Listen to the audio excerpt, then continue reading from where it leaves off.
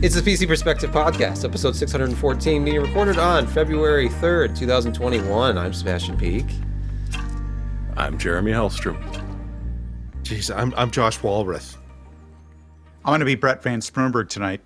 I'm Kent Burgess. And special guest. Look at what it is. Look at the bottom center. If you're watching the video, the one, the only, Allyn Malventano is here. Maltavino. That's the name he's required to use when he's on the show these days. It's for legal And reasons. that introduction was like using Jiffy Crunchy Peanut Butter for lube. Textured. You know, not for the first time. Funny you should mention that because lube actually does come up legitimately later on in the podcast. We'll talk more for the about second week in a row. We can't get away from It does. Peanut butter lube? It does not. I just want to mention that if Alan appears shorter in your video, it's because he actually is. So. Okay. Well, look, just because you intentionally put your camera lower to appear taller doesn't mean that... look, now he's going to play the game too. I know he did. By the way, you can find out when we go live for exciting events like this podcast recording session, which we started 33 minutes late, by going to pcper.com/subscribe to be notified. And you can help support the site by going to patreon.com/pcper and donating to Please become do a so. patron. Yes. Because we absolutely love our patrons. Thank you very much. Without the patrons, this kind of thing doesn't spin around. So really appreciate it. I mean, it barely does with them. So without them, it absolutely would not. It stops. The merry-go-round stops. So it's the time in the show where we move things to Laramie, Wyoming. If I can find the correct mouse here. Do we have to? We can. Oh, we do. You ate a burger this week. It's popular demand. Man. It is. People love burger this of the one's week. called the Bridge. The Bridge. And this is a mouthful. I had to eat it with a knife and fork because it was just too much. So, of course, you start with the 2 4-ounce patties. You top that with Swiss cheese, then queso, then pastrami, and a layer of fries in between the sesame seed buns. And I am not going to eat for another 36 hours. It's a tremendous amount of food, and it tasted good. And I'm going to see my cardiologist next Wednesday. or sooner. I don't need to fast. It just happens. It's like, all right, guys, I'm going to fast for the next 24 hours, and it's going to be awful. And this is like, yeah, no, I'm still full. Like right now, you're still really full fasting right now. when you're still stuffed full of patty. Yeah, no. So it's I don't know how to explain it, but it's I can't eat for a day after I have one of those, at least. All right, well, let's move on to our not first... talking about drinking. Thank goodness for that. Josh, you should have like a defibrillator standing by.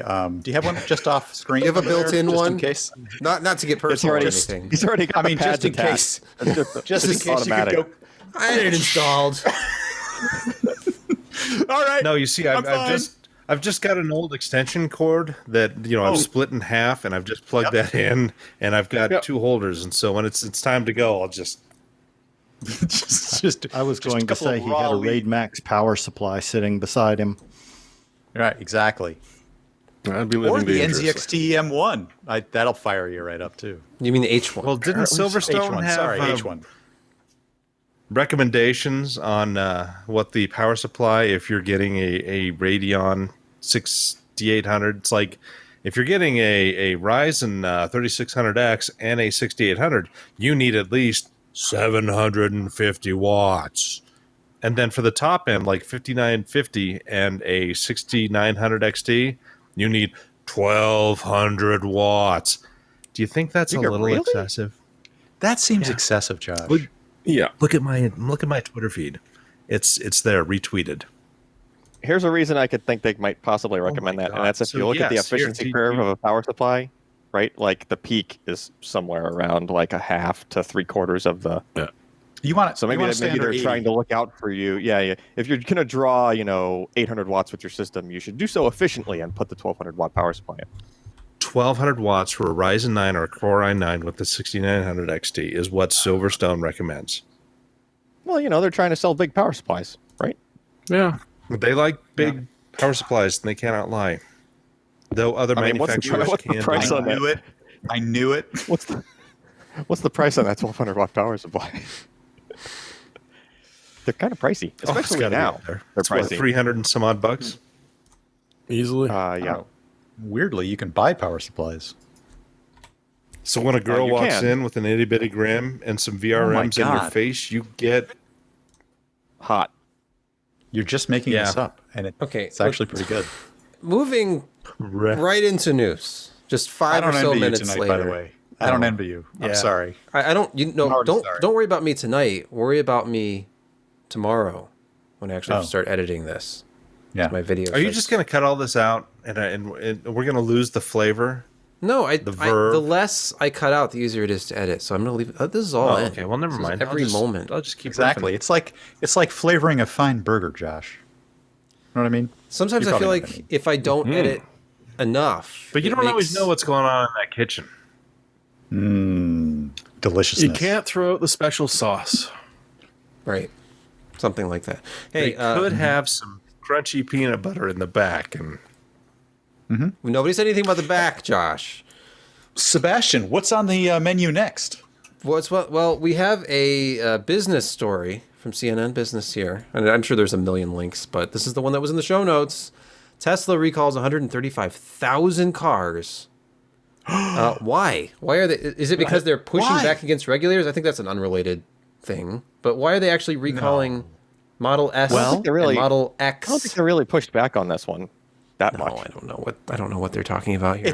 It's apparently the touch screens, Sebastian. The touch screens were failing, and the National Highway Safety Transfer Board, or whatever NTS, required that the screens be taken care of because that was the only way, apparently. And maybe there's a Tesla owner on the stream. I don't know. Wait, you mean the recall was because of these bubbles in the top of the screen that happened all the time? Well, not necessarily. No, it was maybe.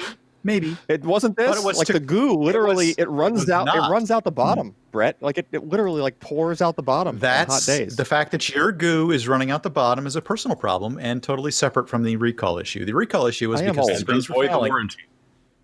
And you could not operate the defrosters without the screen. Isn't that right, Tesla owner? It actually wasn't this bubble thing. The bubble thing is also a thing. I know. Yeah. It is a thing. It's a separp thing. No, but it was because literally this whole thing goes blank. Did you have to pay to get that screen replaced, Alan, or did they do it under warranty? My car has no warranty. Oh, okay. I was going to say, how do you have the part if they did the work? But don't ask anything specific about his car because it's this is why I have a spare. The culprit was inside the thing. Okay. No, but seriously, honestly, what happened here was... The Tegra's over here, Brett, but it's not... I wanted to blame the NVIDIA Tegra, and I just worried for all of the Nintendo owners out there going like, oh my gosh, the Switch owners, all their screens are going to fail. But it wasn't the Tegra. Nope. It was over here. It's hard to see. Right there. What are you pointing at? What is it? The NAND. The flash. Ooh. Oh my gosh. Mm-hmm. It's like a double whammy of Alan expertise. The flash. Oh no. The NAND flash. How can you Alan, just it right endurance? Uninstall that and reflow with better NAND? It was two problems. Put it in the oven. Okay, it was two problems. All right, here we go. Two problems. Two problems, my lord. Camera 2. Although it might not be a problem if you fix the one before you run into the other. So they only put 8 gig of NAND in there. So you'd think that's kind of small. The OS image is when you download a firmware update, it's about a gig. So you would think, even if you got a firmware update every week and you're only writing a gig to it, and it's 8 gig, it's going to take you an awful lot of firmware updates even to sort of write through, do a bunch of drive writes, right? Didn't the cards overlog everything though? Wasn't that part of the problem? That is the other part of the problem. So by default they had like verbose syslog going on, and realized it runs Ubuntu. Like if you see a Tesla Model S or X, it's literally running Ubuntu on this thing. This thing is literally just an Ubuntu Linux computer.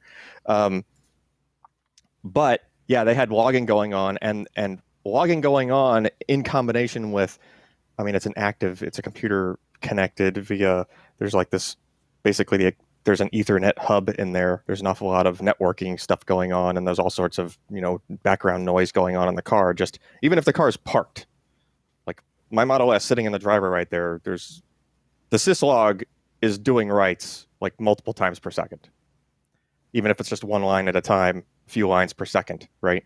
But they patched this. They patched it out after a period of time, didn't they? They patched it out, but it took them an awful long time. And even like some, folks in the Tesla hacking community just flat out having to come out on YouTube videos just saying, look, turn off your damn logging because you're burning out your NAND, right? That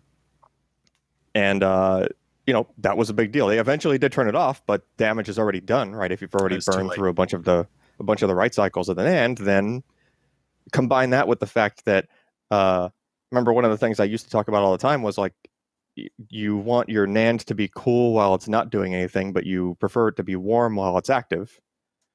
But a car environment, you don't really have control over any of that, right? The NAND in my car is almost at freezing right now, but the MCU is still running. And it's still, whatever writes it would be doing would be wearing out that NAND faster in that condition. And then conversely, in the summertime, when the dash gets hot and the MCU gets really hot, right? Whatever data is stored and is not actively being rewritten is likely to drift even faster. Like those voltages are likely to drift quicker because you're just sitting at a hotter temperature. So it's kind of a like worst case scenario for NAND. So there is a way around that, and that's part of this recall is they're upgrading people to a 64 gig chip instead of an 8 gig chip. So combined with the fact that they've turned off all the crazy logging, you're going to have 8x the endurance, and it's a newer chip. It's probably, rated better anyway than what they started putting in them, 7 years ago, right? So between all that, at least there's a fix. Well, they certainly had a point, right? Because you lost your backup camera, you lost your ability to defrost your windows, and eventually the entire thing would crash. The entire screen would crash out, right? Yeah. I was and going to say the car was going to crash. That's you lose your review. Multiple ways of crashing. I'm driving. 20% of your NAND is now invalid. Yeah, you lose. You do lose your air System conditioning lock, control, your defrost control, like a lot of the other stuff for the car's still drivable because all that stuff is sort of on its own set of microcontrollers that doesn't rely on this thing. To do like driving of the car, and like even some of the autopilot stuff can work if it's an older version without the MCU operating. So is that a whole board replacement they're doing for the? No, it's like a. Well, so I'm not sure exactly how they would do it. But yeah, it is. There's a socket. Oh, it is. The whole board with the Tegra is socketed. So I see it now. I didn't see it before that. There was a socket off to the right there. Yep. Yeah, you can pull that out and swap it. They would likely. I mean, I don't know if they're. It sounded like they weren't actually doing them yet, right? Like they needed some time to spin up on it.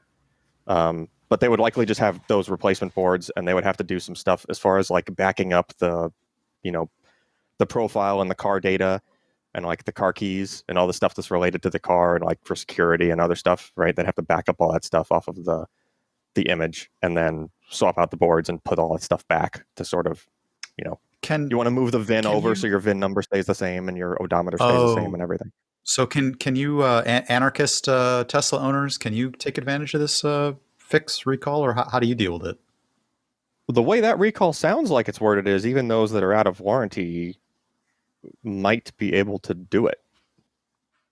Now it's a risk if you're supporting your own car. Some of those folks have sort of hacked into their own cars. That's kind of what I was talking about. Yeah. Right. So you can get access to diagnostics and stuff like that, which is handy for me, right? Because if I need to, I have an out of warranty. It was a salvage title car that was rebuilt, right? So Tesla voids the warranty on that because it's a salvage title car. So I'm supporting it myself. So if I need to pull diagnostics, I want to be able to pull it myself, and I don't have Tesla support to do that. So I had to, hack my way into my own car. So yes, that might. If they go in there and they swap that, they're going to update the firmware. Remember, they updated to a version that's harder for the underground guys that want to support their own car to get back into after Tesla's mucked around in there, right? Yeah, that's what I was thinking. So it's just, and now I will say a lot of those folks on the underground for months now have already been doing their own eMMC swaps. Like, I haven't done it on mine, but that's because my car had very low miles on it when I got it and already had logging turned off. And I've since turned it on, but I'm logging to RAM. Now I made a small RAM disk, and I just log there so that if I need to look at the syslog for anything, I still can. And if something happened, I can go back. You didn't replace it with Optane? I'm shocked and disappointed. One Optane die is 16 gig, actually twice as much as how much is in here. Just saying. But no. I might at some point do the swap to a 64 gig part. But yeah, folks that are supporting their own cars have already been doing this for a while. There's even some people that are doing it like as a service. I think it's like $300 or $500 or something. You don't even have to send the whole thing. Like if you're savvy enough, you take the MCU out of the car, you pull that daughter board out, and you just send the daughter board out to them. And they have the gear to do the, service not service mount, but the, hot air station and everything to do the swapping of the chip. And the guys that know more about what they're doing, because usually you wouldn't have to do this. Well, most people wouldn't do it until they absolutely had to, right? And then you're in a trickier situation because there's data on that chip that you really need to get off to put on the new one that you like your can't VIN necessarily and stuff like that. Right? Your VIN, you could make, you could say, okay, what's the VIN, and you could put that back, right? But there's other stuff that's specific to the car that's like crypto stuff and things like that, right? Yeah. Keys. Yep. Yeah, keys, things like that. And some of those guys have, good stuff where they can take the chip off and like do their best, put it on a dedicated reader, to try to do their best to pull an image off of that chip so that they have something to put on their replacement, right? But sometimes they're so far gone that really the only route is to go to Tesla and say, hey, I need to pay you a lot of money so you can put a new MCU in my car.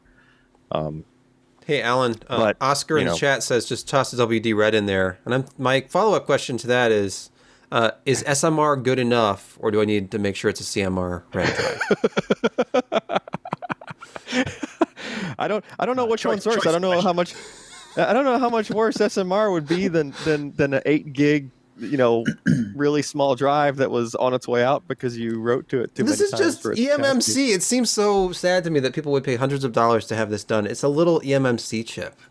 How expensive is this thing? Like it's work, right? It's I guess work. so. You have to have the equipment to properly do that. Some of those guys have fried boards just even after they've done a few and you figured that they were experienced at it and they've bricked something.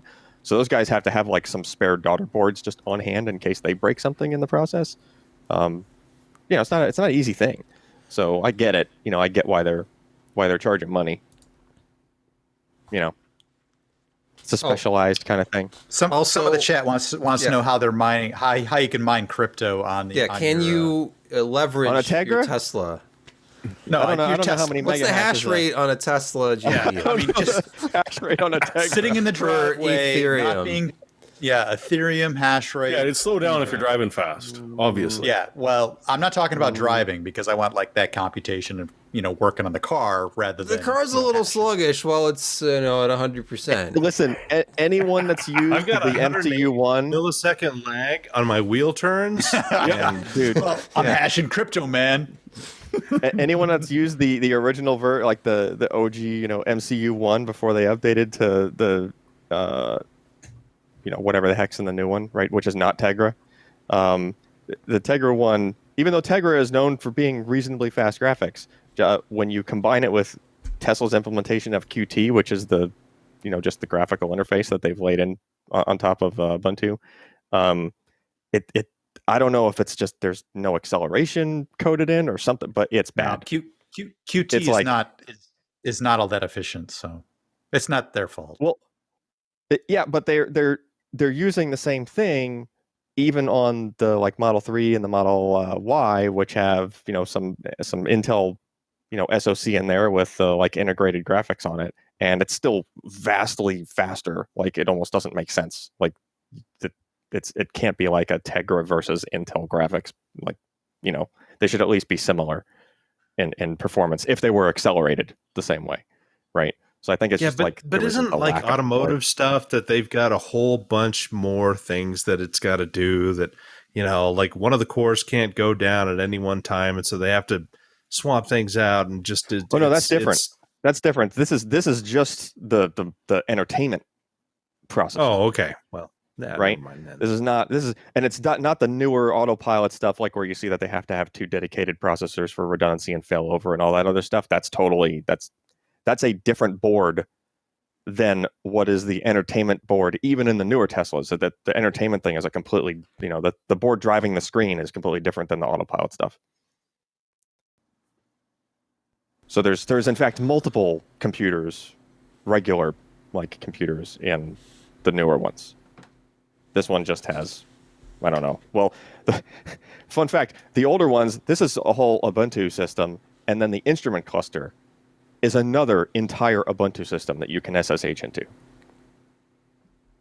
Sure. Yeah, with another Tegra in it. So maybe you could have double your kilo hashes worth of Ethereum mining that you might be able to do, or something. Oh, there's probably some eMMC over there, by the way, too. Which might there is, but there's a lot less. There was a lot less stuff going to the log on that, so there was less of a worry about that going away. It's more likely to drain out its liquid out of it, just like this guy. I didn't grab my old instrument cluster, but it had it looked like a fish tank. It was great, interesting. That's bad. Hey, Sebastian, I just want you to note that was like 1 hour into topic 1.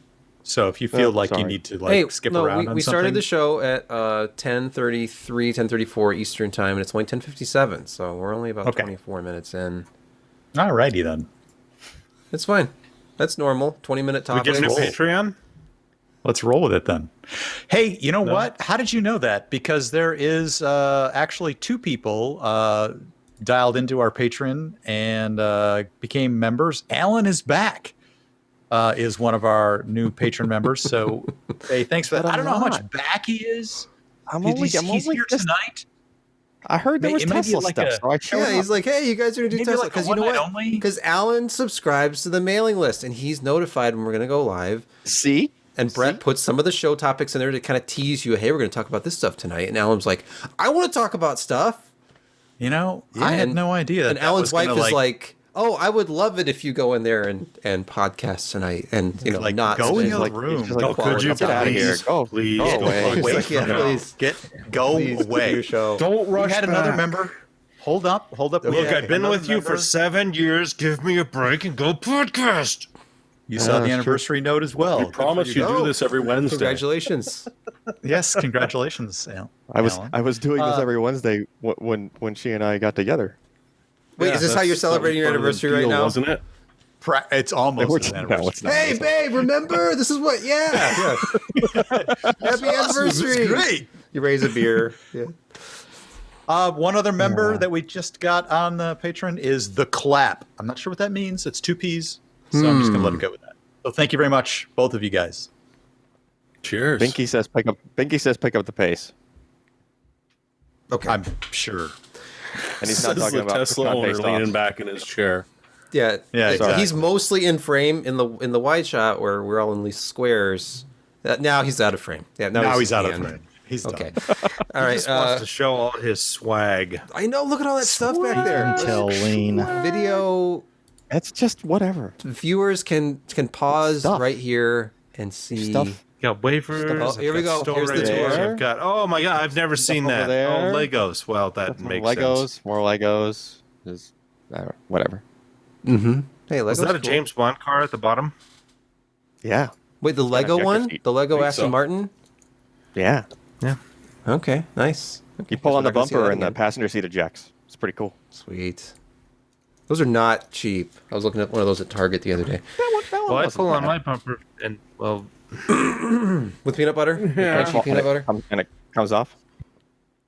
Hey, for no particular reason, let's move to the next news topic, which involves storage. So I'm sure that at least one member of our panel who's barely done any talking to this point. I haven't read anything about this. Okay, so Synology, as Jeremy reports, in one of his punniest titles in recent memory, I gotta agree with that. Synology pulls some NAS self-validation from under its hat 5300.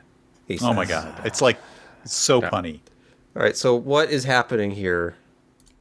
Did you realize that Synology was a hard drive maker? No. Not today. No, neither did anyone else on the planet. A backplate breaker? No. This is news to me as well. Okay.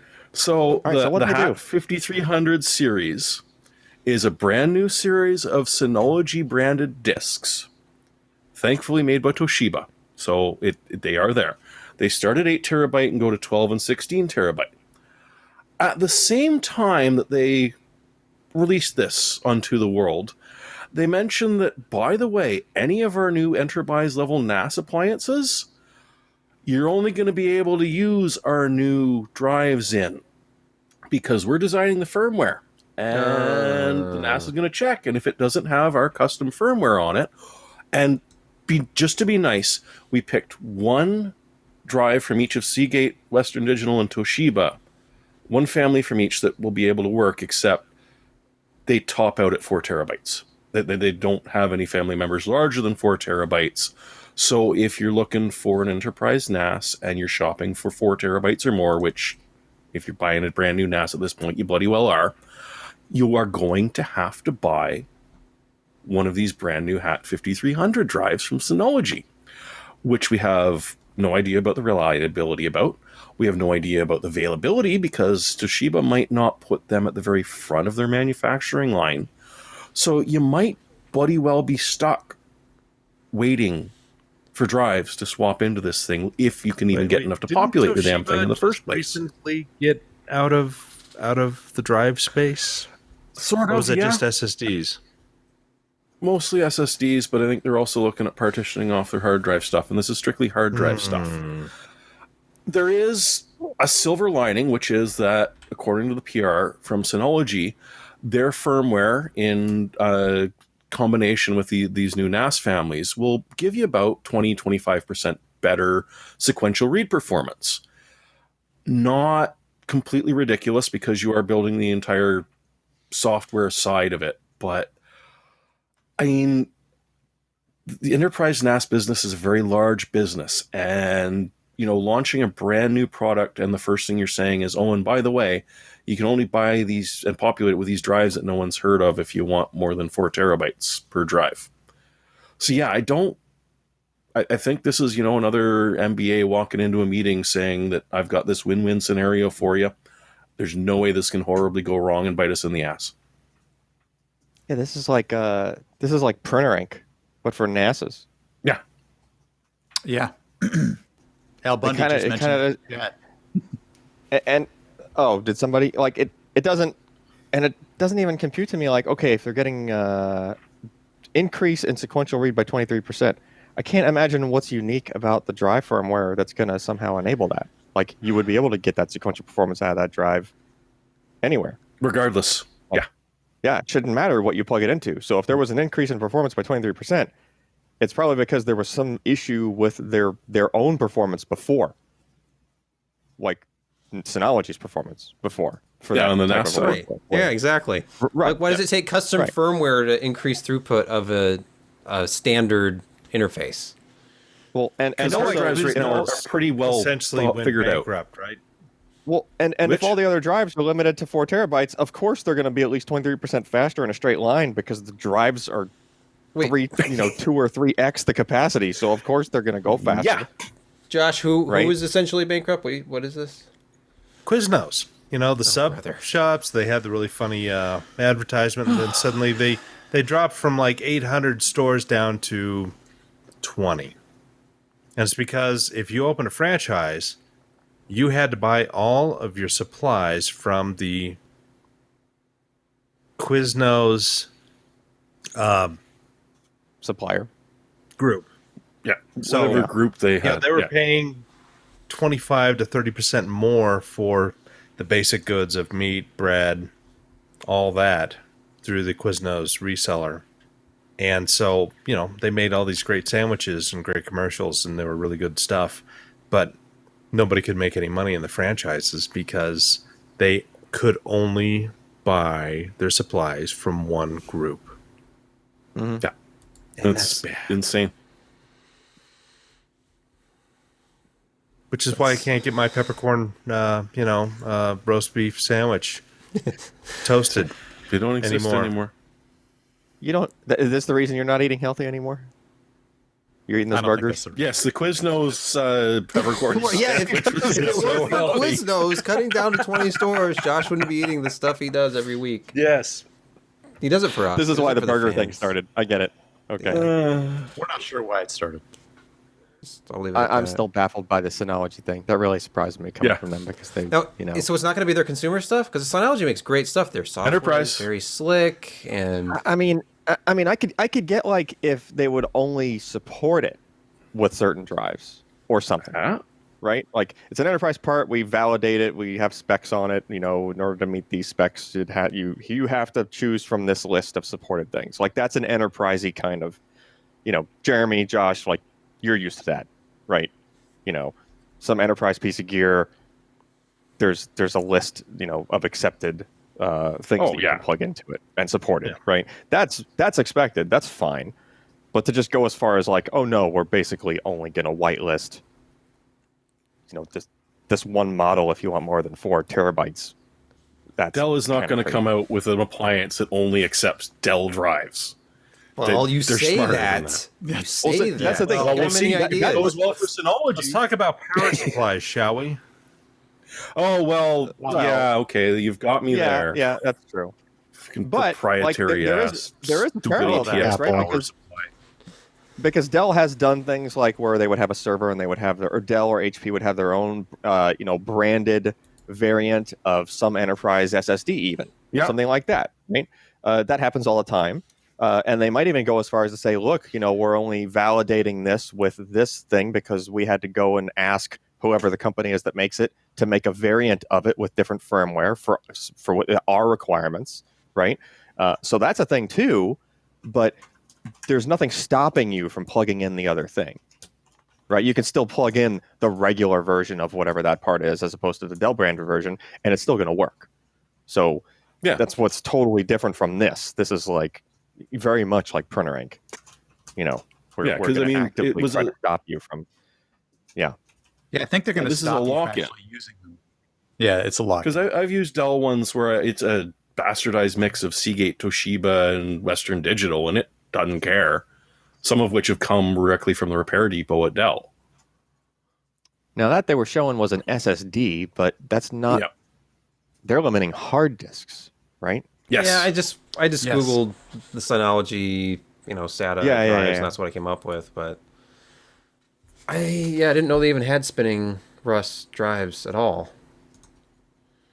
What, Toshiba? They're No, Toshiba has, Synology.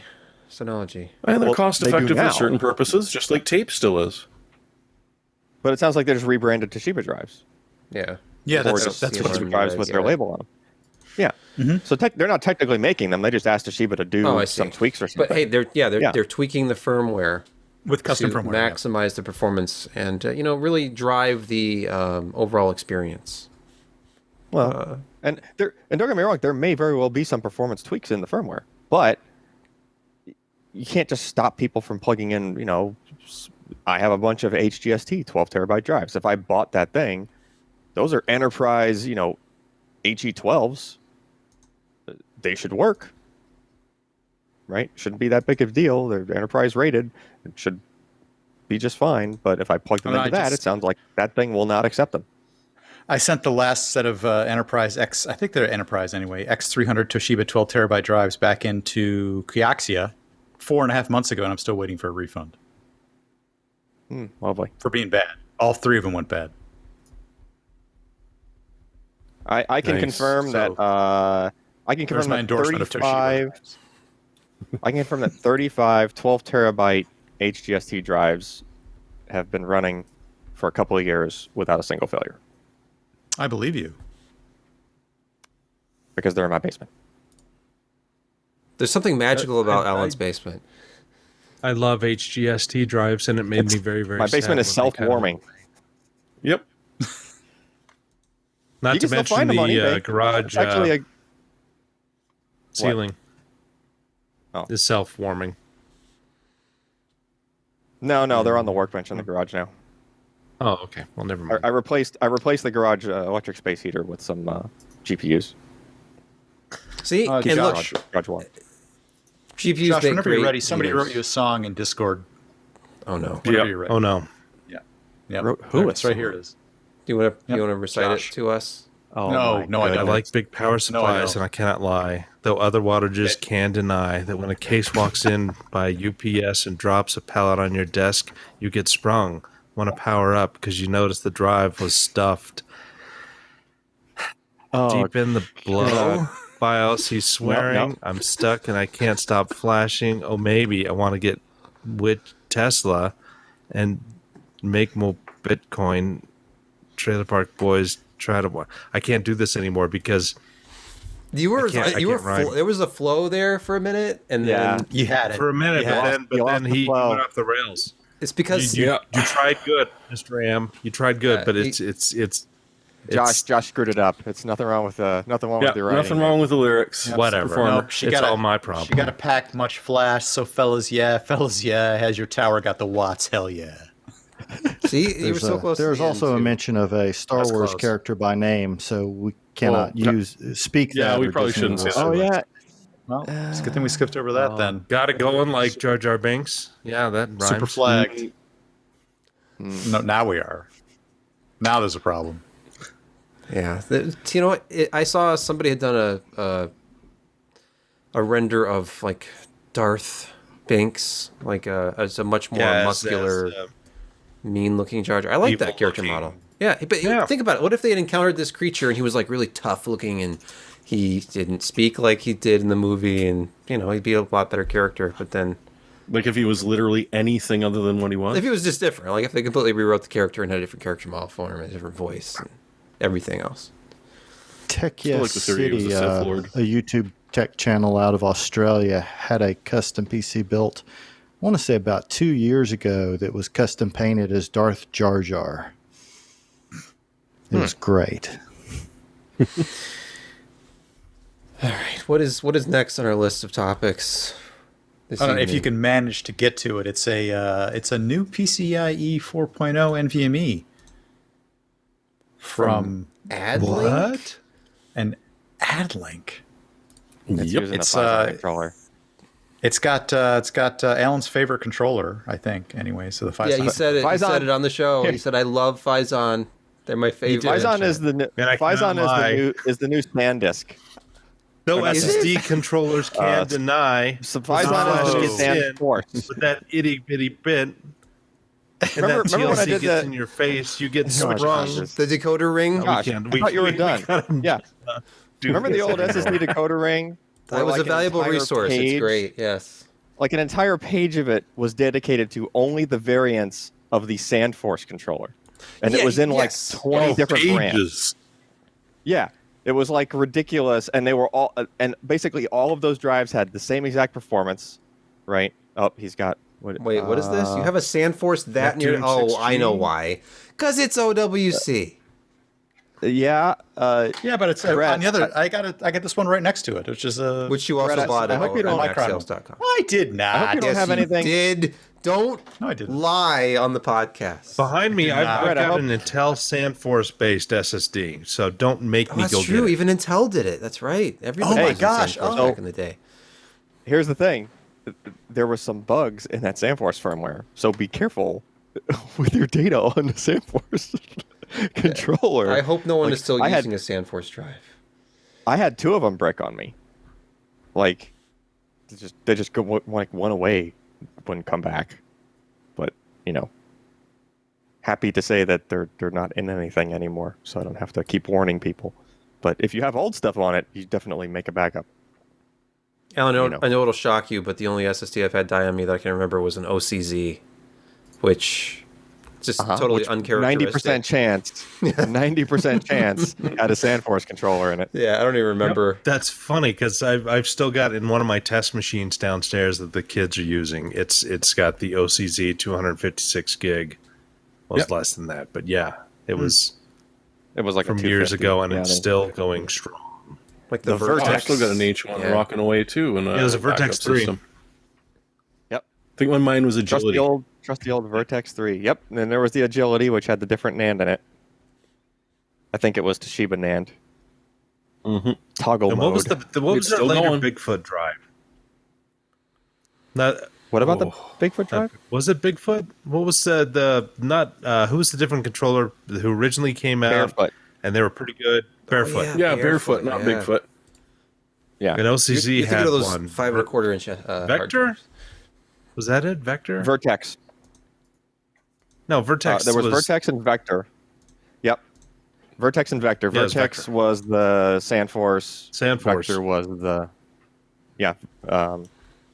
Vector was the Barefoot. Wasn't that like Barefoot 3 or something? Barefoot 2, Barefoot 3? Something like takes that. it back. Something like that. And then there was good old J. The reason Micron. we needed that decoder ring. J Micron with the stuttering. Did those old controllers like the J Micron have their own DRAM, or was that? I want to say the Barefoot had DRAM, right? Or Most of them had DRAM back then. Okay. DRAMless wasn't as much of a thing. This drive right here has DRAM, which is good to see that they didn't try to go DRAMless on that one. Yeah, Oh, like the performance DDR4 did. cache. Did you look at the performance graphs that they did? Well, I mean, the straight line speeds right are very up there. impressive. Look at this ad link. Very, that's not bad. 7,000 It's above a megabytes per 980 second Pro. in Crystal Disk Mark sequential. And this is, of course, QDEP 8, single thread. Yeah, let's so see here. here's my beef with Crystal Disk Mark. You ready? Oh, well. There are results there that are good that you can get out of Crystal Disk Mark, but don't go with the wait, scroll back up. Okay, hold on. Crystal Disk Mark gives you like 1 megabyte transfer size QDEP 1, which is actually legit because that's what a Windows file copy does, right? Right, QD1, the catch is 1 megabyte at QDEP 1, but then it does like 8 threads or something. Yeah. With one of its workloads, which is like, how often are you doing 8 file copies at the same time, and all to and from like the same drive at the same time? That seems kind of excessive. I mean, I'm a storage crazy guy, and I don't do 8 file copies at the same time. So anyway, in other words, stick with like the 1 thread worth of stuff at a time, because that's a little closer to what you could actually be doing, right? And then the same thing for the random, right? Like Crystal Disk Mark does 2 different types of random I/O. One of them is reasonable. It's like QDEP 1 single thread, but then there's another one that's like QDEP 32 8 threads, which is like enterprise gear has a hard time even hitting that, right? So yes, it is a way to get the really high numbers, and it's a way to show off the maximum ultimate performance of the drive. But the point is, like, you're using your computer for regular stuff. You don't get anywhere near that. Even doing crazy stuff like Linux, like kernel compiles and stuff like that, like the Q might get up to 8, max. So you obviously have not played Microsoft Flight Simulator 2020.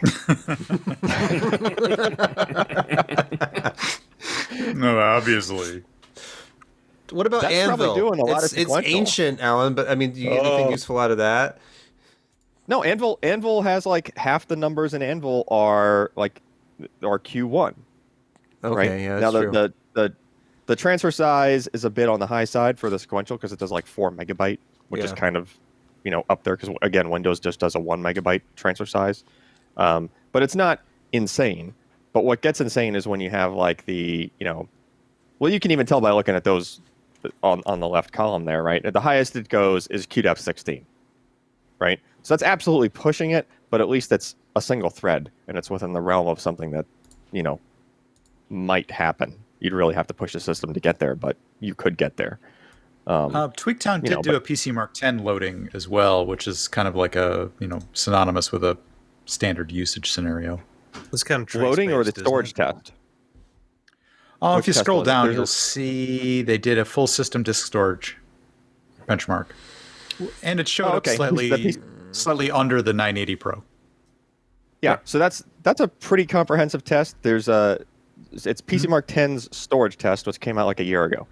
So there used to be PC Mark 10 that you would run just regular PC Mark 10 suite, and it would do like a bunch of application launches, and like it would actually do the things. You would see the things happening on the screen as the test was running, and at the end it would give you like kind of a responsiveness-ish kind of score, like launch time kind of score. But the catch with that test was that it ran like multiple times without a reboot. Like it ran the test multiple times in a row. And so by the time you ran everything through the first cycle, everything was like cached in the memory of the system. So it wasn't really a good SSD test. Now the PC Mark 10 storage benchmark is a good SSD test, right? Or just storage test in general, because it's doing trace-based playback right to the SSD or whatever it is that you're testing, and it's really latency sensitive, so it definitely shows off SSDs that are more responsive and have lower latencies and stuff like that. There's a full test, and then there's also a quick test. Now, I don't know if he also ran the quick test. Usually he does both, I think. There's 3 results for each test, so there's the third chart, and then see if there's another chart below it, I guess. The quick is below this one. Oh yeah, here's quick. Yeah, so there you it go. is. Now, the differentiator between those two types of tests, because even the benchmark itself doesn't do a good job of explaining it, is that the full test has a large amount of data that it's kind of cycling through, even more data than I would typically cycle through, like doing a bunch of kind of heavy usage. It's like 150 or 200 gig worth of a data set that it's combing all the way through, and it does that 3 times. Whereas the quick test is something more like 20 or 40 gigabytes worth of data that it's going through, and so it's a bit more realistic for doing regular stuff on a computer. So I usually just focus on the quick test when I'm trying to evaluate things and see what's faster than what.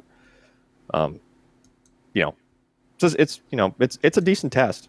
Of all the tests that are out, it's one of the better ones, because it does. There's a setting, like before you go to start the test, you'll see that there's a checkbox, and I think it's already checked, and that it puts its own power plan in place, and that power plan emulates the system being active and doing stuff. So part of the issue trying to benchmark storage is that if you run a synthetic storage benchmark, the system isn't doing actual other work while it's accessing the SSD, and sometimes the power management from the system interferes with the scores of the benchmark. So your benchmark results might be like 10 or 20% lower than expected, or than they should be, because the system is literally trying to idle while the test is running. Yeah, that's the excuse I gave my wife, and she didn't take that at all. So that PC Mark 10 storage test has this, it spins off a copy of the power plan that you were running on, and it tweaks it in such a way that it makes the CPU fully active, and it only switches to that while the requests are going to the SSD.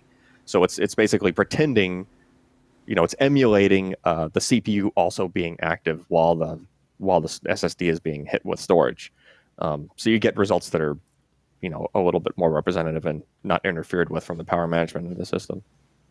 Well, so the good news is if you unwind this, you can say that the add link with the Phison S90 or the S95 with the Phison controller coming in and sometimes equal to or relatively above 980 Pro could be a reasonably good buy if it's priced right. There's the problem.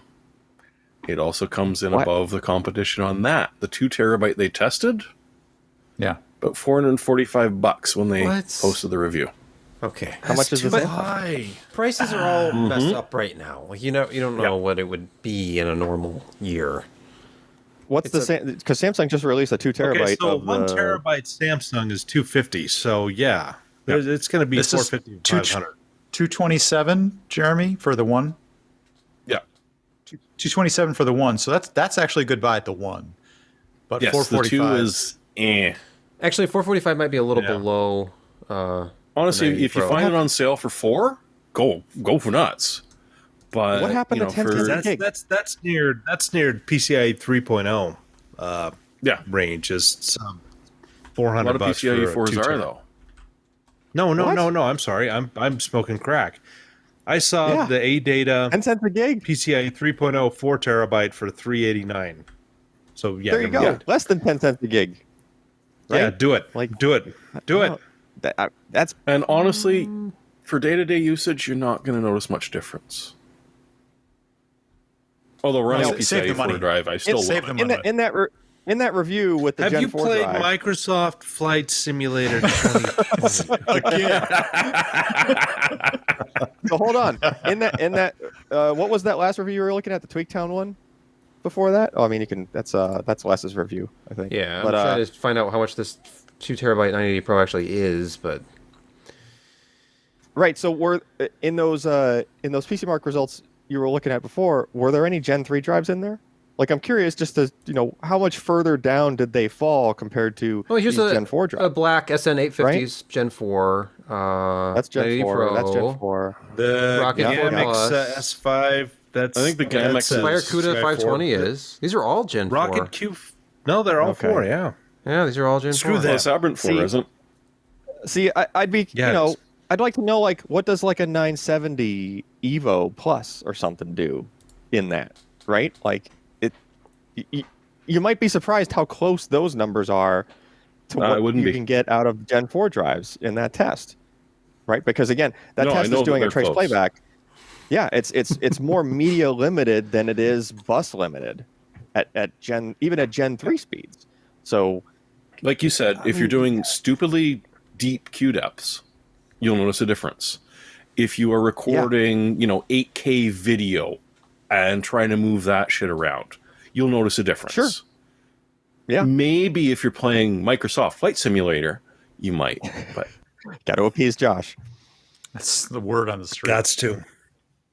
That's I haven't tried it yet. I probably do like should now. I do wonder how hard the Flight Simulator hits the disc. Like, I wonder like how high the Q actually gets. It probably doesn't get that high. What is it now, know, Josh? Only probably like not. $600? No, it's primarily just streaming data off the internet. Right. But you can Well, create a cache. For Yeah, there is a local locality, cache so- option. Yeah. Or cache. Yeah, and I mean it probably hits it reasonably hard, but I mean think of so the cache size you can set, it's adjustable. Like I've seen people set it to like 4 like what? How many gig or whatever? You could 8 I don't know. is standard, and then 16 is what I like set mine to. But yeah, no, it's probably not hitting So- it very hard. I'm just being Right. So think about that. Like even at a Mean. low Q depth, sequential transfer, you're still going to do a gig or 2 per second. So you can read your entire cache in like 5 In seconds, 8 8 seconds. Yeah. So I mean, and that's assuming like worst case, right? So yes, if it ramped up the queue, you might shave a few seconds off of that, but you're reading it pretty quick anyway, right? Even at Gen 3 speeds, heck, even at Gen 2 speeds. Anyway, But as we know from Cyberpunk on Xbox, Wait, Cyberpunk comes later. loading We're up gonna have a little textures and that. Yeah. no. No, we are going to talk Bring about a that? Okay. Speaking of things to talk about, Brett, you wanted to talk about Intel Xe graphics for some reason? Only because I'm not sure that everybody understood that this was. There was some talk last week about whether or not, hey, are you going to be able to plug this into only Intel boards, or what was the deal? They had perhaps interpreted this as a move on Intel's part to lock them to pull a only Synology? their boards. No, exactly, and it's not really that. It's really what it's a technical necessity, simply because of the way the board boots. And it's actually because of the pedigree of the part. I believe it's a laptop GPU that's been essentially separated from the host CPU in silicon and pulled apart and rehomed onto its own device. But it can't legitimately boot properly without a firmware launch. And that firmware is really only available on Intel chipsets in a particular way that instantiates the CPU and gets it configured so that the rest of the system can access it. So it isn't something that Intel did on purpose to lock it out from particular boards. It's legitimately something that was unfortunately technically locked to their silicon. And that's just the way that it is. I think that also means that you couldn't even plug it into an older Intel system that didn't have the. Nope. That's correct. It's only I wanna say it's 11th gen. 9th, 10th. I thought it was 9th, 10th, 11th, but yeah. Well, okay. I'm getting this from Cybercat 2077 on Twitter. Okay, that might not be quite right, but you know, according to him, I am sure, or them, I am sure that it is not single generation. Let me give you that. I'm not sure how far back it goes, but I can tell you for sure it's not single generation. Here was the explanation, regardless of generation. The firmware stored on the motherboard. The reason the XE Max chip was originally designed for laptops, as you just said, doesn't have the SPI lanes to connect an EEPROM directly on the car. Oh, well, that makes sense. So then it doesn't even have a BIOS, like its own firmware. Yeah. Just to get it. No, I mean, as far as I understood, they literally went snap, and the GPU became discrete. There are dependencies. You need to have the total platform for the GPU to work because the GPU is part of a platform. So that makes sense. Correct. Which means is it still harnessing system memory? It's not going to have its own dedicated. I guess it could have its own dedicated RAM. Like it have a cache. It does. Okay. It has RAM. Own RAM lanes. Yep. Yeah, it's got 4 gigs. It just doesn't have EEPROM. No. Let's pause. Some people perceive this as a slight. So yes.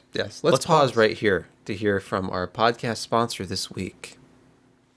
So we were recently thinking about replacing our old mattress when out of the blue, like it was literally the next day, Helix Sleep made us an offer to try out one of their custom-tuned mattresses. I mean, we like a restful sleep, so this seemed like a really fine idea. The Helix website has a quiz that takes just a couple minutes to complete and matches your body type and sleep preferences up to one of their models, which is in tune with you. Helix has several mattress models to choose from: soft, medium, firm, and ones that are great for cooling for those hot sleepers, and you know who you are. Even models for plus-size folks. After taking the online Helix quiz, we were matched up with the Luxe model due to our firmness requirements and sleep positions. I was a bit dubious at first because it really wasn't what we would have selected for ourselves based on personal preferences, but it turned out to be a really excellent experience. We sleep better and more comfortably than we ever have. It's a massive upgrade, and we are definitely happy with our tuned Helix mattress. Take the Helix quiz, get matched up with a mattress, and your order comes right to your door, shipped for free. No need to go to the mattress store ever again. My experience has been great, but you don't need to take my word for it, as Helix was awarded the #1 best overall mattress pick of 2020 by Wired Magazine. Check out helixsleep.com/PCPer. Do that 2-minute sleep quiz, and they'll match you up with a mattress that'll give you the best sleep of your life. Try it out for 100 nights, risk-free, and sleep well with their 10-year warranty. Right now, Helix is offering up to $200 off all mattress orders and 2 free pillows for our podcast listeners at helixsleep.com/PCPer. So go check that out for a better night's sleep. And thank you to Helix Sleep and Brett for that marvelous ad read. As we move on to our next story, our very next story on the list, not skipping anything, something about Warhammer 3. Jeremy, please. Yeah. No, I really, like, just, you know, as a Warhammer fan myself, yes, I'm annoying. I know that. It's part of what comes along with it. But they've done a beautiful thing, Creative Assembly, with the Total War Warhammer. They released the first one, which was just limited to the old world. And then when they released the second one, they said, you know what? We're focusing on this, so you're going to have to play it for a month or two. But after that, we're just going to bolt it onto Warhammer 1. And so now you can play across the entire map in a much bigger campaign. And that looks like exactly what they're going to be doing with Warhammer 3.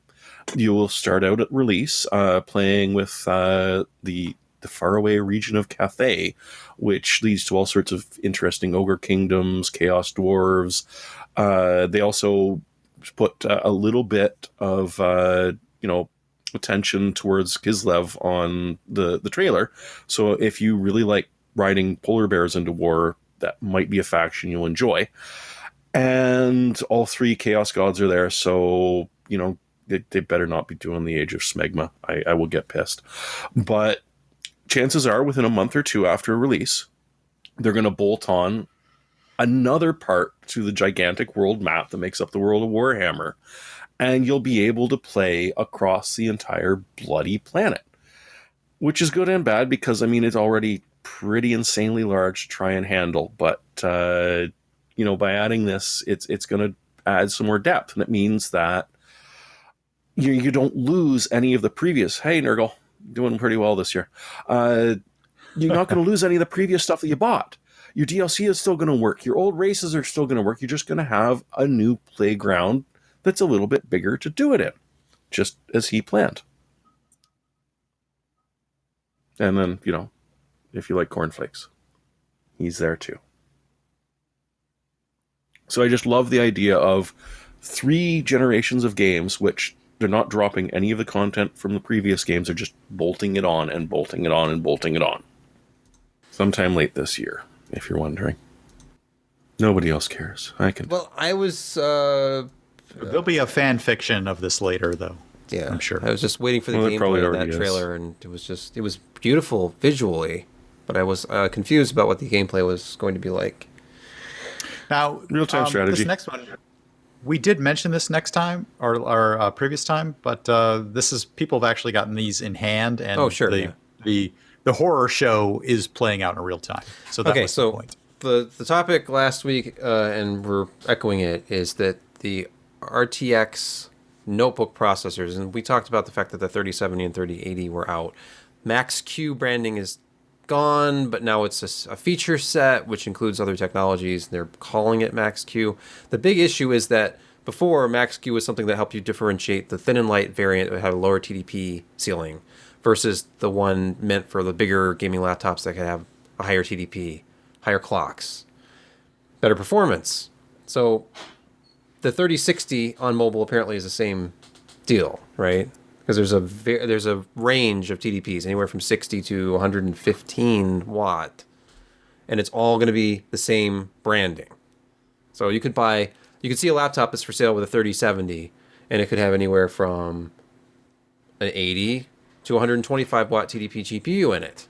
And these OEMs are encouraged to display that kind of information, but it's not a requirement. And there's going to be a lot of confusion because you can get a laptop with a 3070 at 125 watts that outperforms a 3080 with an 80 watt GPU. And it's just not apparent. It's very difficult for the average consumer to understand. So it's the horror show is playing out in real time, and this article was an example of somebody experiencing exactly that. Over at TechSpot. Yes. Yeah, and we talked about the notebook check first look before, and those were the charts where I first saw, like, oh, there's the 3070 beating the 3080 already, and it's a real problem. But as you can see here, they are calling out the Max-Q technologies, which include DLSS and Whisper Mode, Dynamic Boost 2.0. But that doesn't solve the issue of we have a brand, which is like a product called the 3070. That may or may not have the same performance from laptop to laptop, depending on the implementation. So let's see some benchmarks here. Here you go. Hasn't that always kind of been the case, though? I guess. Like, they've always kind of varied depending on, the thermal design of the different platforms. Yeah. This is a distinction that is much larger than we've seen in the past. I mean, certainly you've got, we put a 25 watt, we derated this, AMD processor to 25 watt, even though it's supposed to be 45 watts. And you've got this and, graphics, that. But when we're talking about, a 3070 that's not derated, and then somebody puts in a 3080 and they charge you $300 to $400 more because that's the price difference, but it performs lower than the 3070 that's not thermally constrained. It's not just performance, and we understand they've done this in the past, but it's significant money that you're investing going from a 3070 to 3080, and you want to have better performance, and you think it should be better performance, but in fact, you go find this Clevo that they're sticking to the specs, and now performs it for that much money less. It gets hairy fast. I mean, we're not talking about 10 or 15 watts TDP. We're talking significantly different and significant amounts of performance from what I'm reading. Not that there was a graph that was that was on there just a second ago that showed a really big discrepancy between two equally provisioned. I think it was 3060. It might have been 3070 laptops, but they were both, labeled essentially the same, and it illustrated the problem that you were talking about there, Josh. Exactly. The TechSpot article, unfortunately, just had 3060s, two different versions. Okay. They didn't have any 3070s or 3080s. The Notebook Check article that we talked about last time, it actually has 3070s, 3080s of different TDPs. And if you look at the charts, you'll see things like this, this Zephyrus G15 GA503Q with an RTX 3080, Call of Duty Black Ops, 1080 highest settings, plus ultra ray tracing, 53.9 frames per second. And then up above that is a RTX 3070 powered laptop that's getting 68.5. Oh, wait. What? That's a desktop graphics card. What on earth is happening here? That's not a laptop. No, that's not a laptop. All right, well, forget it. We just need to do our own testing because I'm unsatisfied with everything I've seen so far. Because they're testing GPUs versus laptop GPUs, and that doesn't work. Yeah, we need more data. We can't do that. But it is possible. I have heard that it is possible to outperform one with the other. The other one that you had up there before was actually two 3060 laptops, and there was the graphic actually showed a somewhat dramatic difference between two sort of equally labeled. You had to know based upon the TDP, upon the wattage that were allotted to the GPUs, which one was going to be relatively more performant. But from a layman's look at the sort of the high level features and the illustrative things that might have been on the outside of the box, so to speak, you could not have known which one was going to be better. Here, for example, is Control. This is 1080 DX12 highest preset. And we have a 45-watt processor. This is a Ryzen 7 5800H laptop with an RTX 3060. This is in the 115 to 130 TDP range, getting 71.2 frames per second. Now, another laptop, this is a different CPU, though. So this is a Core i7 10870H, 80 to 95 watts. But you know what? Maybe the 5800H it was consuming more than 45 watts in the test and was had high. Who knows? Because this is 1080p. At this point, you're probably more CPU bound than GPU bound. Are they doing any 1440 tests? Is this that was a greater than 10% difference? That was a greater than 10% difference there. What do we have here? 780p. Cyberpunk, it's the same 1080 Ultra. It's the same laptops. Like they only had one test laptop for each. So unfortunately, it's not a great review because they were not testing the same platform. It's not an apples to apples comparison. No, it's not an M1 to Intel comparison. No. You knew what I was going to say. Thank you.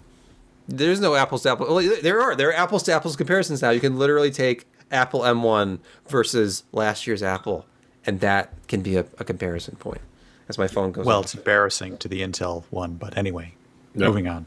And it doesn't do very well in Cyberpunk 2077. No, it does not. Kent knows. What is next on? Up next, we're we've got talk about canoodling. Kent with the latest canoodling update in Cyberpunk. Canoodling. Kent, tell us about Don't disrespect the latest game. Cyberpunk update. Is it playable finally? I've found it playable since I first downloaded it, but I'm playing on a RTX 3090 as well. So, but the new patches have come out. They're up to 1.011. With each subsequent patch, I've found fewer and fewer glitches in the game. Patch. Now, Jeremy. Now. I'm sorry, that one I found amusing. So, see, now we're reaching a patch to fix the patch. Oh, 1.11. Here we go. Hotfix 1.11. It's on PCs, consoles, and Stadia. It's all okay. All right, so this update addresses Stadia two issues for the next 20 minutes. Yeah, hey, the Stadia version is a integral part of the branding here. It's for as long as Stadia is around. Which come on, on that subject real quick. Hold on a second. There's like fiddle with cameras and stuff. Is that the stuff you put in your drink? Yeah, it's Artificial Stevia. sweetener? That's stevia. Oh, Stevia. Stadia, it was a doomed from the beginning, ridiculous idea, which is Well, who didn't know this? who from the like because they got press to talk about how wonderful it was and how living room Xbox console, the total latency is actually comparable to what Stadia. Negative. Like, remember when Negative wait a minute. latency. it was Where have I heard this before? Digital Foundry? Yeah. Heard this before somewhere. Who uses right exactly the early days when No, Ryan was being on live? threatened with Yes. lawsuits, and Kyle had to live. step in Yeah. and On yeah. live. yeah. Bending the laws of physics everywhere. Yep. It seemed to be credible this time because if you remember, Digital Foundry did these tests when they used high-speed cameras to show you that the overall latency with just a Bluetooth control in your hand and your own TV in the living room is actually not much different than the Stadia experience. And I'm like, you know what? That's ridiculous. There's so many different That's things not a that can... crappy Bluetooth controller. Right. First of all, there's latency in the Bluetooth spec, sure. It might be like, who knows? Maybe there's 40 milliseconds of latency in your controller. The TV itself has input lag. There could be 30, 40 milliseconds of input lag right there, even if it's in game mode. I have an LG OLED that I don't think does any better than like 30 milliseconds of input lag. So, and You really didn't those numbers see you just any better mentioned, than that on televisions until this year.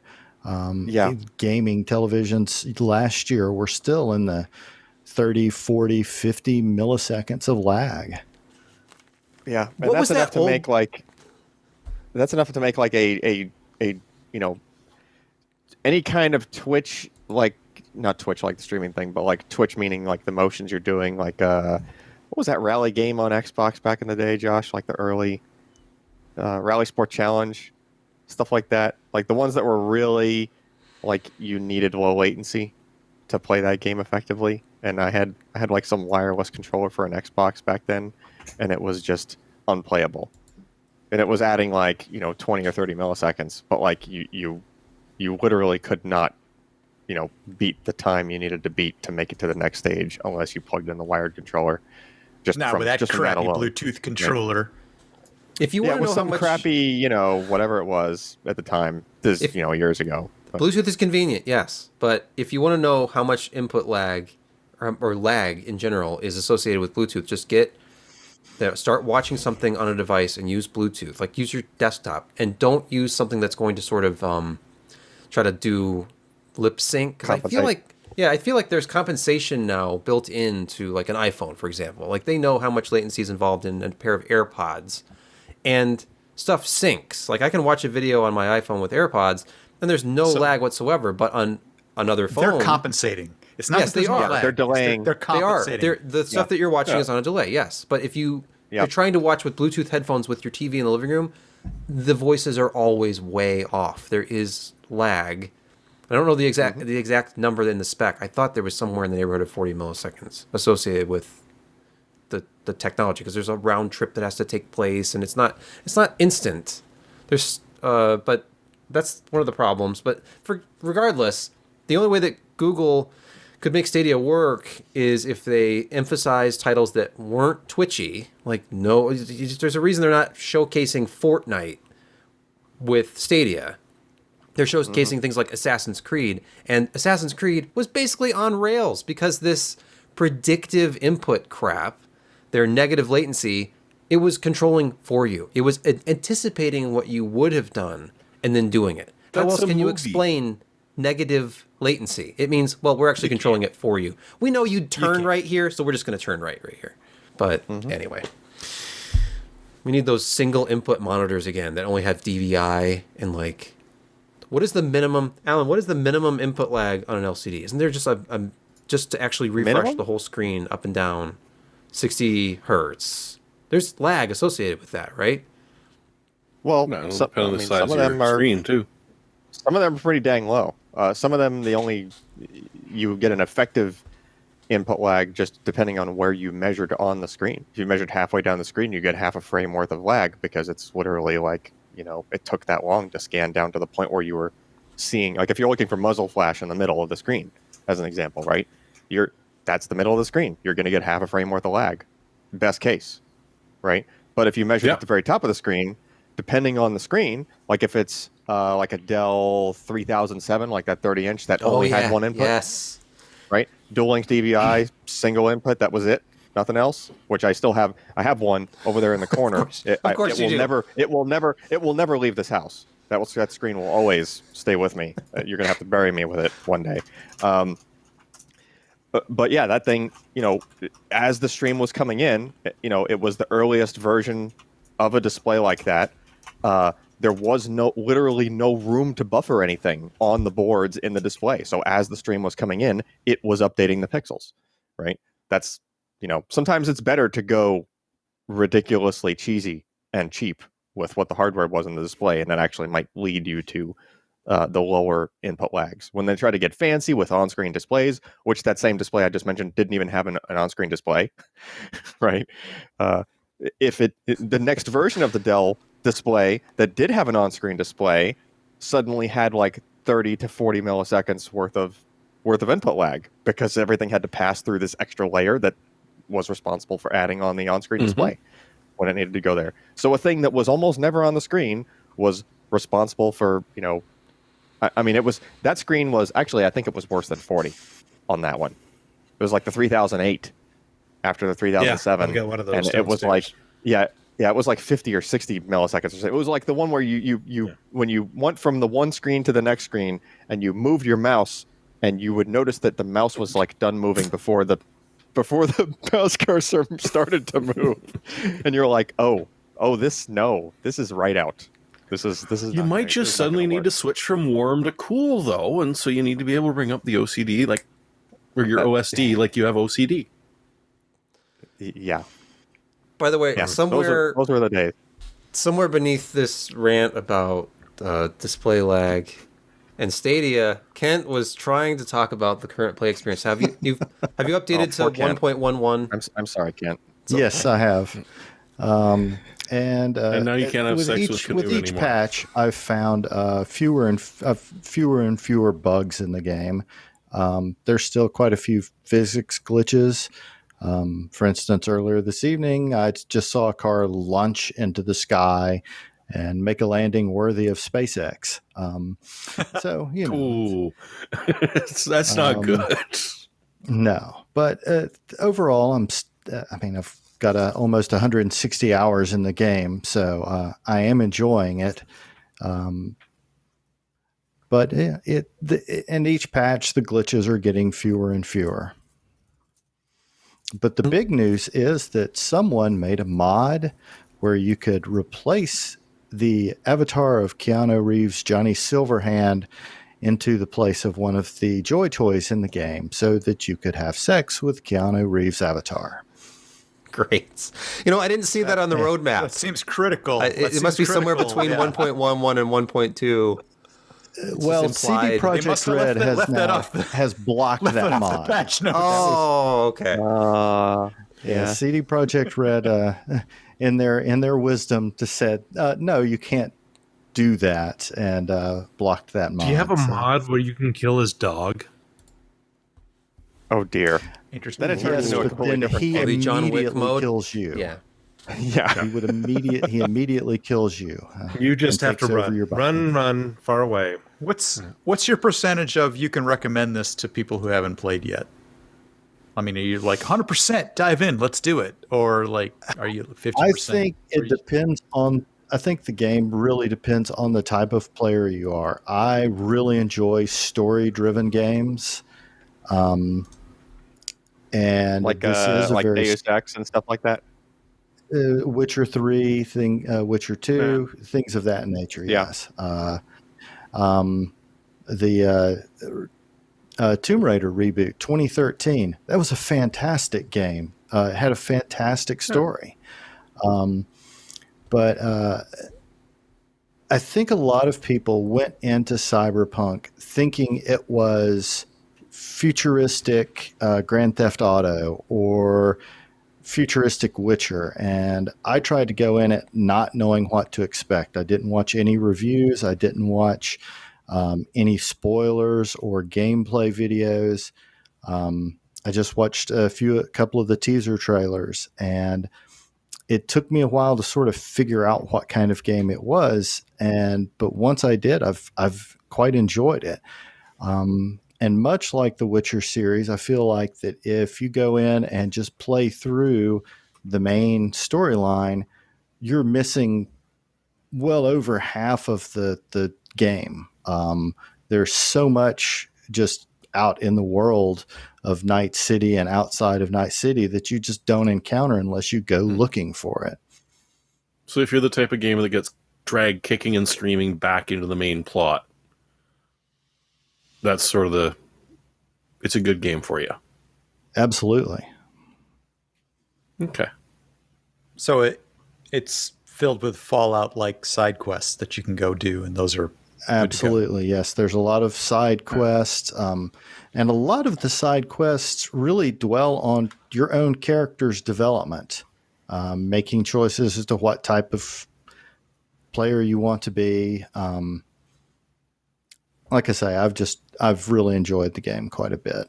Unfortunately, it keeps my addiction to it keeps delaying the review to the Thermaltake case behind me, but that is getting done.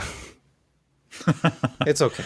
It's okay. Hey, you're actually enthusiastic about a game and playing it on your PC, which is more than I can say for myself. So that's nice. I regard gaming and PCs pretty much as just like it's work. It's benchmarking.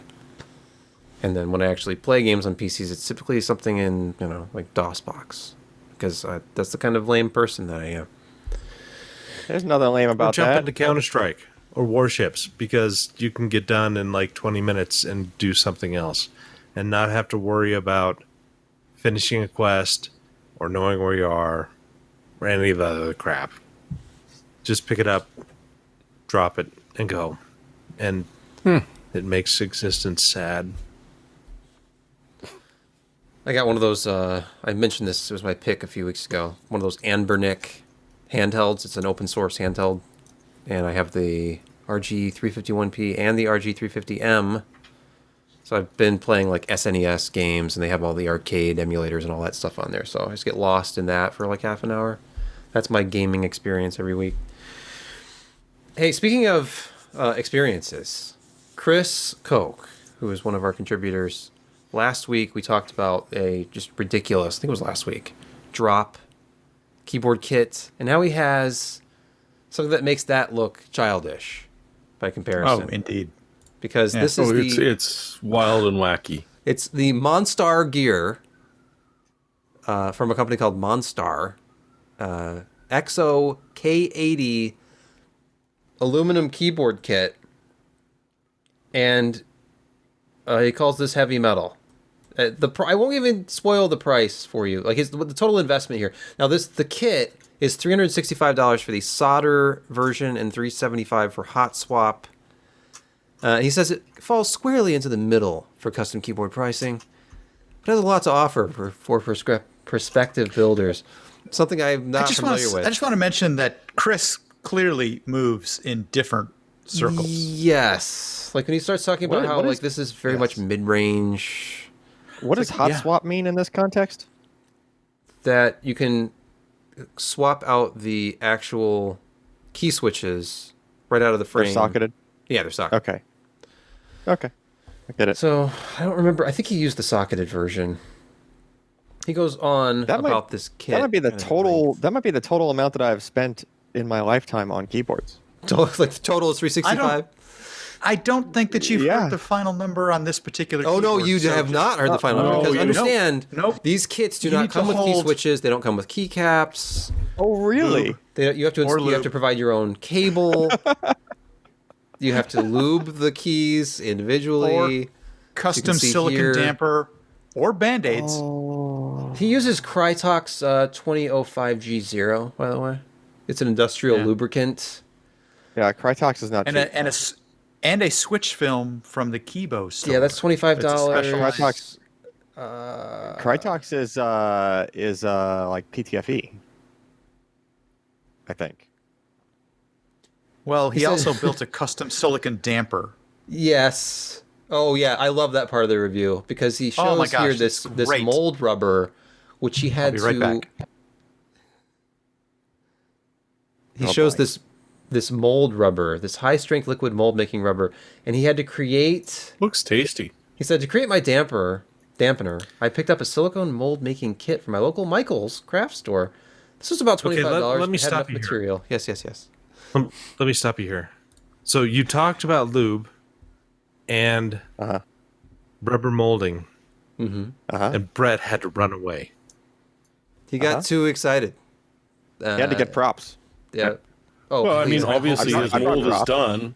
He's got to lube I don't want to see these props. $5 says he's downloading that Keanu Reeves avatar. Yeah, before it's too late. He's already got that. We're doomed. But while we wait for Brett to return, let's look at some more photos of this kit real quick. I'll try to scroll to the end, but it's he adds the keycaps, he puts this all together. It looks like he recruits his Hold on, kid what was to $62? make this all happen. Hold on, go The, back just up. the What was $62? key switches? Oh, the key caps. Okay, so 60. Okay, so 350 for a kit, $62 for the caps. The Krytox was probably another $20. He said 25, or and then the more. coiled 25, cable from okay. Tez Cables was $40. Yeah. Okay. for the USB cable. $40 cable. Right. All right. Okay, so stop- Monster stop cable. Child assembly Monster included. Is what was this? is he What is this? is he What- hiring what is- small children what to is put this? together his keyboards? Look, he has a factory out of his house Hiring. that produces these. And, I mean, he's not paying for the labor, but it's No. Feeds him once a month. Okay. Right. All right. So go on. Like, Chris with- Coke. All right, so here... Actually, here, Foxconn. Yes. Kind of, yeah. His house is Foxconn. Let's see. He says, taken as a whole, I feel it's a well-done kit, etc., etc. Where is the total... he has a typing demonstration. That's nice. Okay, so the core kit totaled $375. After I purchased... all the No, you missed the accessories- price. It was over $500. It's $550. It's in the sentence above what you were looking at. Okay. He's very Yes, casual about that. $550 for a keyboard you assemble yourself. Where Or is you get the- child 30 labor to second- do it. The dusting 30-second off my video old wall. might almost be worth it just to listen to the key clicks. Yeah. Yeah, but okay, I see. I missed it. It's right above the video. Okay. Or right So below the video. $550. I'm going to dust off an old line that I have used multiple times on this podcast over the years. But now we can add the context because now we have Brett on the podcast. Okay, here we And go. Brett knows that I purchased a 1985 burgundy red. It wasn't burgundy, but it was. Brett knows the exact name of the color. 1985 Scirocco that I was converting into a twin-engine Scirocco project. I bought that car for $300 running. Okay, so in the podcast in the past, whenever I have said I have bought cars for cheaper than that thing, whatever that thing may have been, that was the actual car that I bought for cheaper than that. And now I can say that I've bought cars for cheaper than Chris Koch's keyboard. I think you That's cut just- one in half and turned it into a trailer once for less money. That too, but that one was not running when I got it. Yeah, well, Hence, cutting it in half. Yeah. I actually cut it in three. they made a nice I trailer. cut the though. back off. Yeah, I cut the back off, wheeled that away, made that into a trailer that I then towed behind another Scirocco. And then to get rid of the remaining thing, I split it right down the middle so I can slide it into my buddy's van and made a trip with half of the front of the car to the dump, and then made another trip with the other half of the front of the That car. poor car. I have a picture.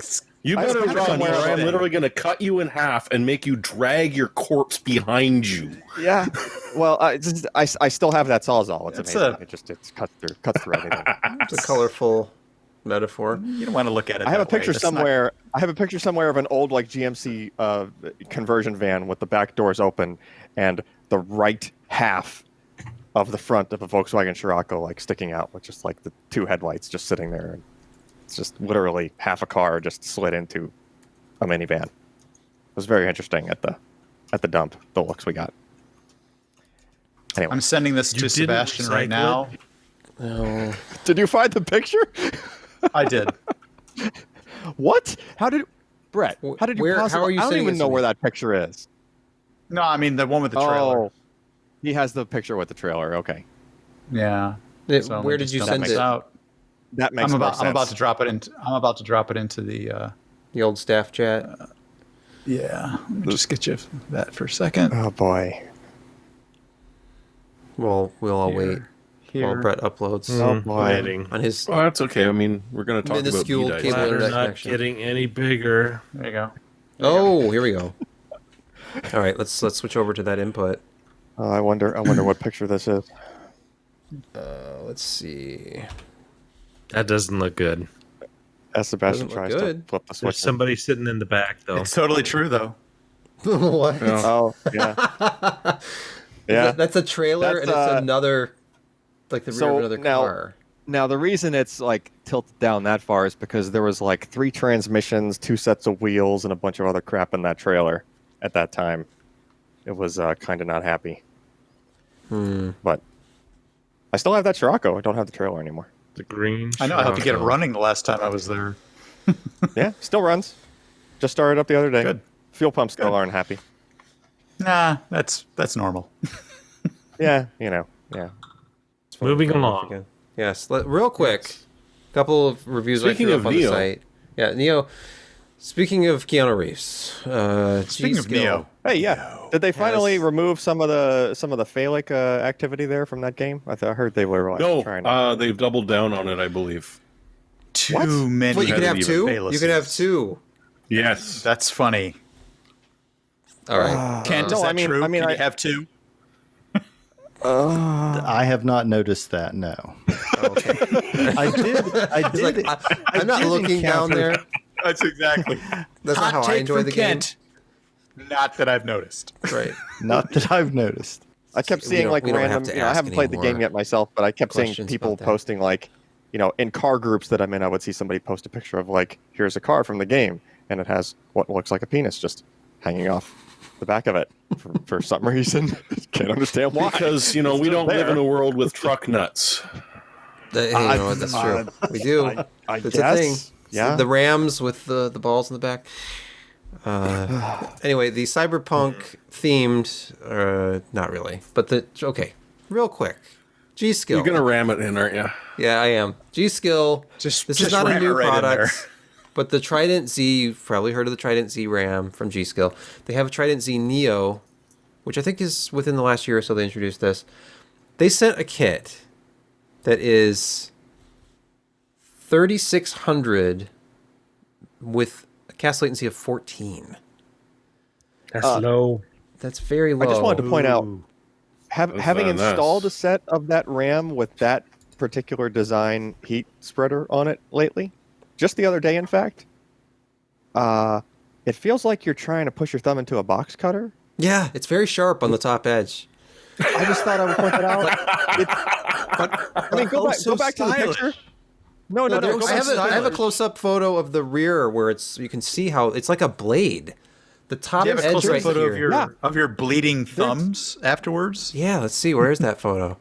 I mean, there's actually like a bevel on it, and it is like legit sharpened, right? Like it's not slicey. even rounded. It's very Yeah. sharp. It's sharpened to a point. Yes. Yeah, that's very visually sharpened.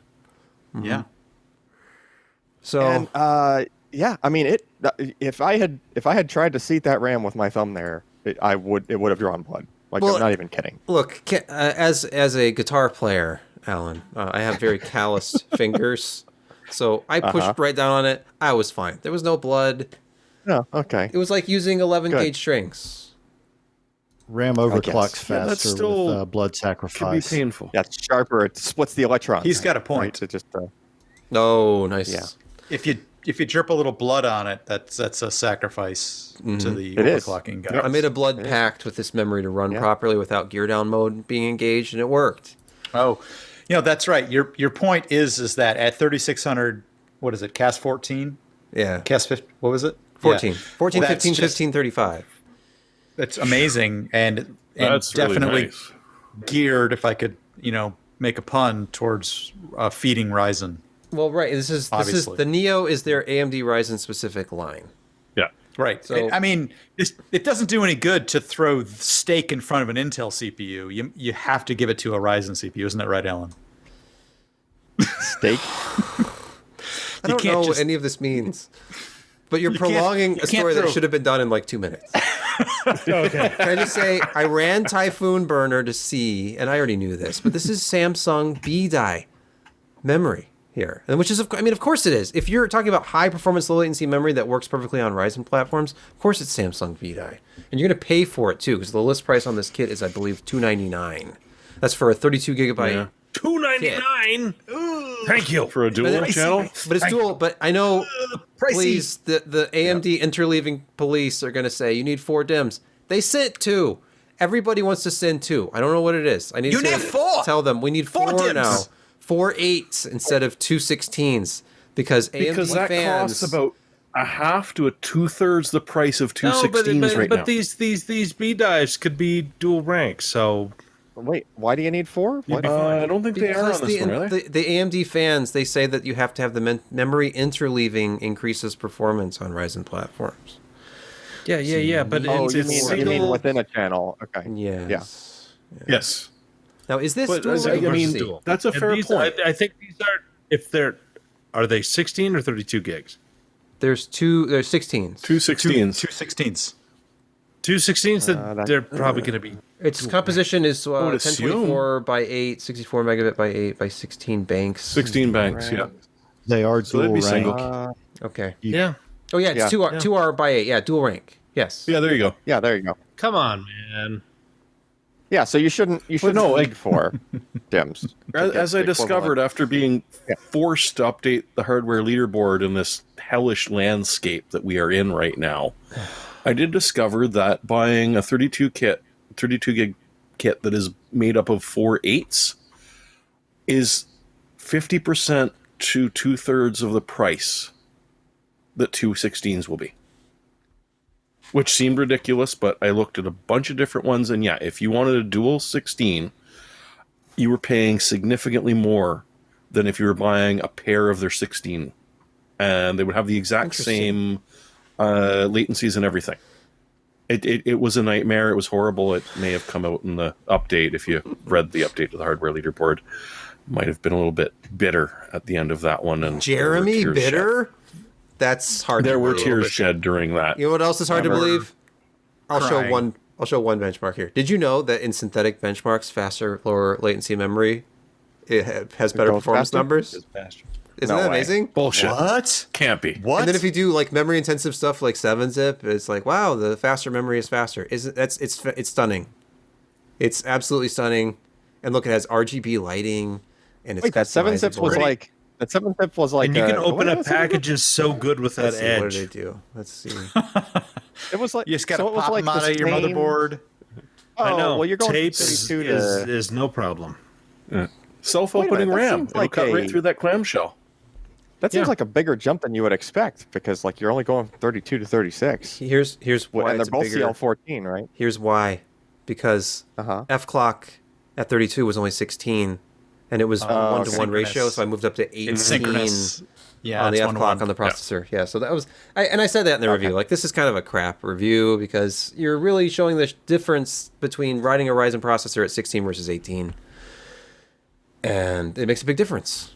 So anyway, that's that. It's expensive. The particular kit that I had is not available right now, but there is a bunch of other kits in the family that range from $99 to like $1,399. So you can go absolutely nuts. But in the review I mentioned there's a link to a little tool online, the B-Die Finder. You put in the SKU of the memory you're looking at, it tells you whether it's Samsung B-Die or not, which I found was very handy. Decoder. Yep, look, it's just called B-Die Finder, linked in the article. You type in the SKU or paste it in, and it's like, B-Die guaranteed. Like, yes, B-Die. So, anyway, because people love the B-Die. And finally, speaking of things that you can't, things that you can't Speaking buy. of things you can't buy. Right. Things that make you go Supreme. Supreme. It's well, you're right. It's spelled Supreme. It's pronounced Supreme according to the review guide. It's the Supreme X from MSI. The twins, actually. Massive, air-cooled behemoths of a GPU We're talking about something that is about 13 how many and a quarter pounds inches each? long. They're a little over 4 pounds, so 4.18 for the 3090. But understand, the 3080 Supreme is actually 13 grams lighter, approximately. You know, you still wouldn't want it thrown at you like a brick. No, I mean, just by Because virtue it of is having a less RAM, it was 13 grams lighter. Plus, that's a really expensive brick. By the virtue of it having slightly fewer chips. big. This one has 13 grams less RAM in it. But you know what? They the level to which they have overbuilt these is kind of staggering. Wait. What? Go back to that picture. I just want to note the number of 8-pin power. Oh connection. yeah, absolutely. Not one, not Let's two, two. Look, but three. The number shall be. three The number shall be 8-pin power three. connectors, and I'm not going to Five get right out. not going to get too far into this. It comes with a stand because there's a great possibility of GPU sag with something that's this heavy and long. And as you can see, here's a stand assembled. You can put it to any height you want, and it's got a foot on it with like a rubber base, and it keeps the GPU from sagging in your case. That's a nice little addition. And you get a mouse pad. Look, this is a super expensive graphics card, so you'd expect some extras in there. You can see the default clocks here with it set to the performance BIOS, the gaming BIOS setting. And I'm not going to get into gaming benchmarks because, well, I'll just show you one. Metro Exodus 4K high. It is about 2 frames per second faster than a Founders Edition with the same driver. I had to retest the Founders Edition because my day one tests were on that original BIOS where the clocks were higher. So on current drivers, it is about 2 FPS faster. But they the power. It's look at actually the power. pulled back a little bit from the Yes, they pulled it back launch drivers. to make it more stable. Yeah. Look at the board power draw. Founders Edition, same driver. Founders Edition, about 325 watts for the board, total board power draw. Max. The Supreme version of the 3080, without any overclocking, 375, 380. So, huge increase in power draw. It's making use of that third 8-pin. But, I mean, maybe. It's actually only, I think, using 2. How many watts can pass through a single 150 8-pin? watts. Okay. 150, so I it's believe. making use of that third. And, of course, the 3090. I don't have another 3090 to test. This is the first one we've had. So, I mean, is 460 watts under load normal? Seems a little high for a 320-watt GPU, but or whatever it is. But I mean, they have all sorts of things here. Like they have an overview that just goes nuts, talking about like how they built this thing, and there's copper heat pipes inside the back plates. It's So the backplate's legit. it's a real not just for backplate. show. Yeah. The new Trifrozer 2S. If I can scroll fast enough here to actually see, they talk about dedicated all have to have close quarters good, heat pipes for memory modules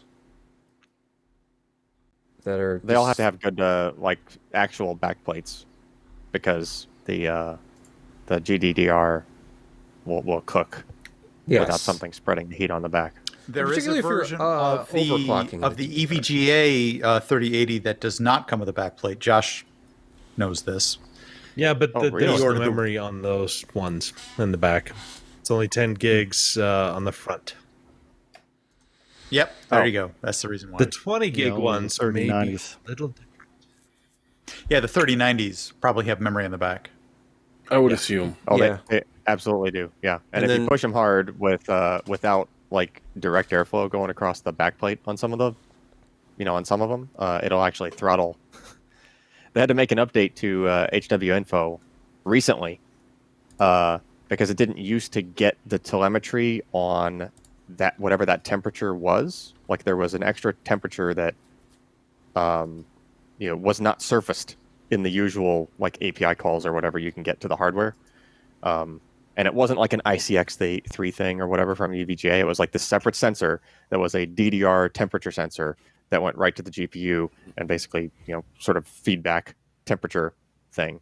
So if you were pushing the memory hard, like if you were, you could, it was really easy to trigger it on mining, but there were some gaming workloads which would do it too, where, memory intensive with stagnant air in the case like other than the fans on the GPU, but if you had stagnant air, on the back face of the GPU, against the back plate, it would just cook and it would start throttling. Like your GPU, it would basically go down to like idle clocks on you, you wouldn't even understand why, because like the GPU temp would be like at 70C or 65C or something, and the thing would throttle down to nothing, and it wouldn't make any sense. But if you put a nice piece of salmon on top of it to absorb the heat, oh sure, you'll also get dinner and full frame rate. And if it's a frozen piece of salmon. So for the 17 people out there with the 3090, definitely make sure you got some air flowing over that. Especially if you're using it for something other than gaming that might involve overclocking the memory and running it 24 hours a day. Mining. By the way, I just want to show you pricing on this. It's not available, but MSI recently upped the price, just like EVGA. Everybody's kind of responding to the shortages by raising MSRPs. The actual and also official the tariffs. Well, yeah, that's the tariffs. There's a number of thankfully reasons. we don't have to deal with that in Canada. But look at the actual pricing from Newegg listings for these graphics cards, shipped and sold by Newegg. I have the links here. $1,119. We're talking $1,200 for the 3080. That's fucking Canadian prices, mate. And the 3090 is $2,300. Hey, you can't buy them anyway. But I mean, we might have to buy stuff from Canada to save money at some point. Well, we also have the shortage in stocks, but no, seriously, that's what a 3080 is going for up here. The tariffs. 3090's 16, 18.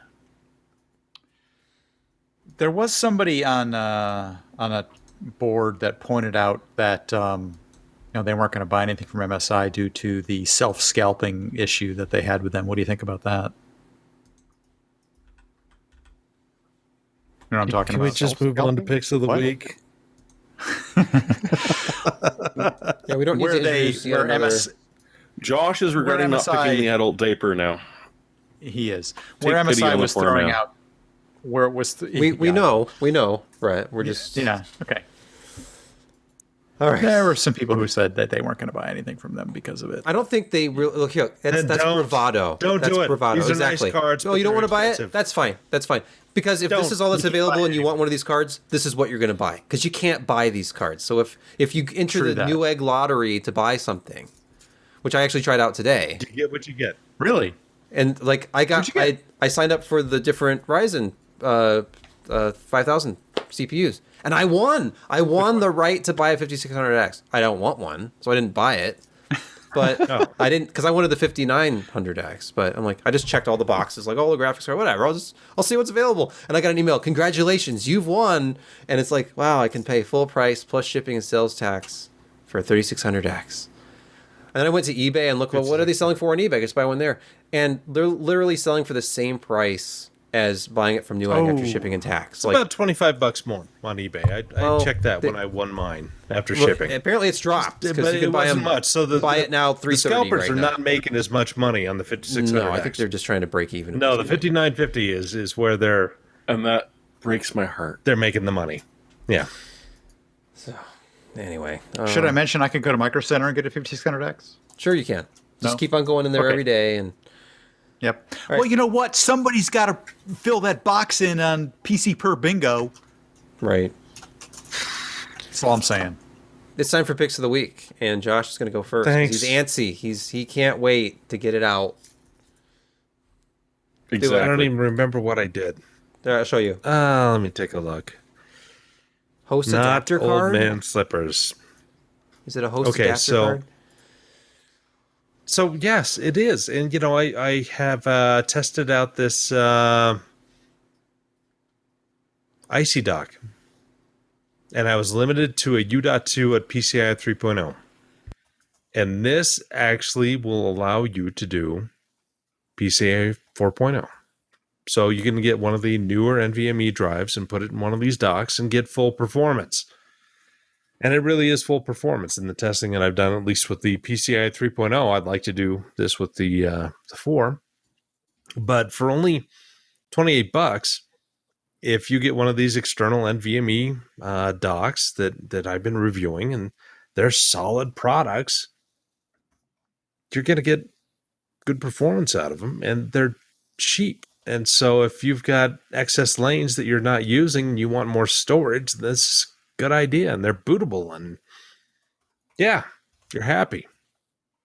Happy. Only $28. Is this your use case right here? Are you using it with an SSD 750 like in the photo? No. Oh. No. Okay. No. Usually, I think I did the Phison, the Cyberpunk Rocket 4 Plus. So you and your Phison. You know what? There's only 3 things out there that you can buy. Well, 4 if you count the second Phison E16. But that's old news. Old. Yeah. What about Silicon Motion? You know they have one. Yeah, they have 3. Well, they're part of the 3. No, 4. So you got Western Digital, 4. Samsung, 2 Phisons, and the low SMC. There you go. And an upcoming Intel. Mm-hmm. Well, no. Mm-hmm. No, because they got out of the consumer space. All right, Jeremy, your pick. You have 2 links here. What is this? Yeah, well, one's the link to get it, and the other is what it did. Because I ran into this on Guru of 3D today. It's Yuri Bubli that does this for them. He also did the old memory calculator. But Clock Tuner version 2.0 is a fun and informational little bit of software that lets you learn a lot more about what your Ryzen does and possibly even get a relatively decent and stable overclock out of it at the push of a button and wandering away and waiting for 20 minutes. They've upgraded it so that the graphical interface is much better. This is version 2.0. They released it at 1, and it worked fairly well. But and if you pop up the screenshot, you can see sort of what it shows you, and what I got just by pushing the button and then going back to work for a bit. So it is effective. I mean, it's not just increasing the capability of the processor to hit a nice boost frequency. It happily drops the voltage that it's eating to do it. It will test over and over again to find out what the lowest voltage required to get a nice stable at I settled at 4.5 because I wasn't really screwing around with power or anything. But for what I have, it was just a little bit under what you'd normally expect from a 5800X, and it jumped up to just a wee bit over, and it uses less voltage now. But the other fun part about it, if you scroll down to the other pic that I uploaded or zip back to it, it'll show you an immense amount of information about your processor, what it's doing, what various voltages are, what the temperatures are, and in my case, since I've only got the single CCX, you're only seeing that. But if you've got a newer Ryzen 9 or a Threadripper, it populates all those CCXs, and you can sort of see, and it actually benchmarks based on them. So it'll actually tell you, hey, it's actually CCX2 that's kind of letting you down. CCX1 could actually do this, but the second one isn't going to do it. And you can dig all sorts of through it. It's also a decent stability test. They somehow linked Cinebench into it. So you download that free Cinebench where you get to run it once. But in this case, I don't know how they did it, but you're able to run these benchmarks over and over again. So if you're just sort of looking to fiddle around and you don't want to dig around too much with the manual overclocking, or you'd like to get a benchmark of this is what I can expect at this, then I'll start playing with my power curves, maybe bump up the vCore a little bit. It's fun, and it is worth it even if you're just not looking at overclocking but want to check the stability of your processor at base frequencies. And the newest part for this, because undervolting is cool now, they'll also check for reducing you down to I think it was about an even 4.2, and see what the lowest voltage you can run that stably at is. So now you can actually undervolt your PC and know that it's still going to be stable. Worth a shot if you're interested in playing around with that Ryzen that you still haven't found, except for me that I lucked out and got one. Hey, you can win the Newegg lottery. Get one. No, not in Canada. They don't play that. Oh, I see. That's right. It's US only. All right. Well, that looks cool, and those are impressive numbers. I love the undervolting element there, because I think everybody knows by this point that AMD stuff is always very aggressively tuned out of the factory, and you can drop the voltage on most of them, GPUs and CPUs. Well, it's learning faster and at a lower voltage now. Exactly. Yeah, it gets out of its own way, and then it performs better. All right, so next, Brett, I believe. Yeah, like most people, I value the stability and multi-user load carrying capacity in an operating system, which is why I only use Windows for games.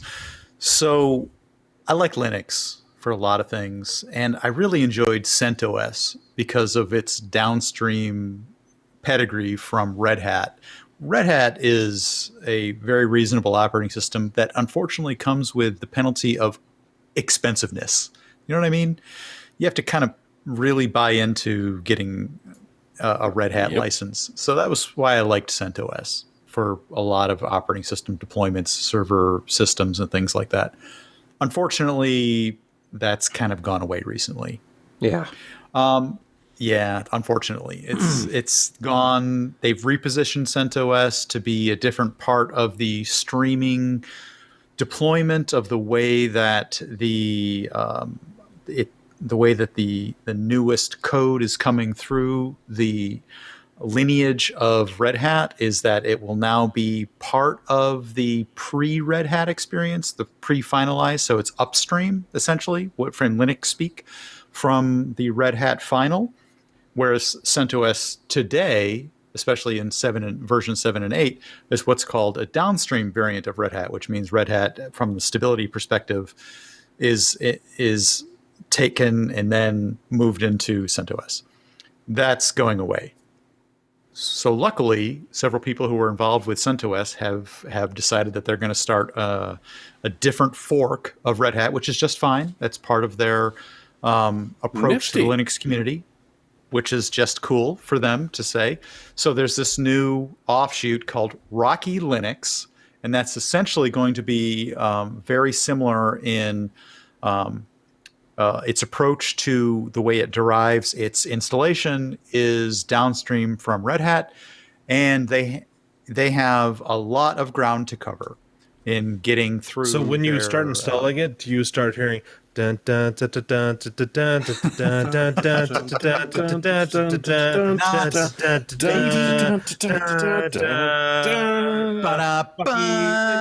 Okay, you've got me.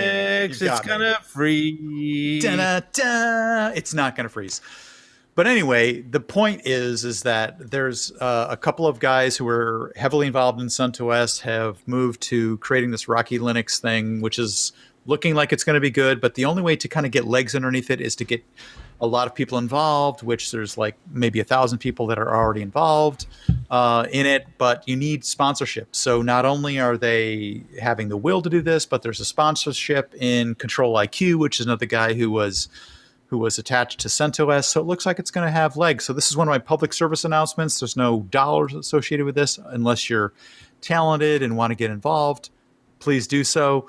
Come over to Rocky Linux, get involved if you need to. This is the Control IQ people who are going to be helping to sponsor it. They were heavily involved in basing their system off of CentOS, and once kind of that rug was pulled off from underneath them, these guys essentially endorsed and have now become a tier 1 sponsor of the Rocky Linux offshoot.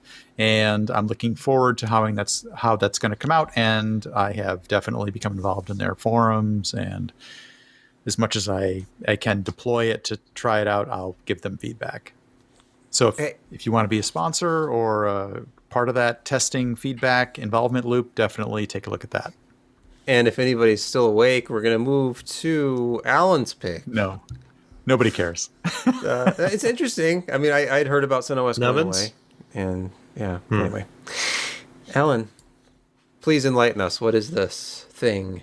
Came across this Kickstarter, which is about to end, actually. I don't know the exact amount of time left. Is it called a Cake Starter or Kick? Cake? It's got 7. I can get behind Cake Starter. It's got 7 hours to go. 7 hours to go? Okay, well. Is Cake Starter different from like Sourdough Starter? Yeah. Okay. Very much so. So Revo Point Pop 3D Scanner. So reasonably affordable 3D object scanner for those interested in possibly doing 3D printing stuff. And Is not it a wanting to repurposed design. Connect? Kind of. I mean, it's a redesign. Nice. It's not just a Connect. It's not just a It's Connect. literally just a They've, Connect. Yes, that'd be great. Well, But I mean, pretty cool concept that you can scan 3D objects, and then if you are into 3D printing, then you can print them out without having to try to recreate the thing manually. Potentially a pretty decent time saver, right? Anyway, seems cool. I have to say, in the video, this woman looks absolutely disgusted by whatever she's doing on her computer here. It's like, what's it? What? Yeah. Why? She's Hey, the life of an artist.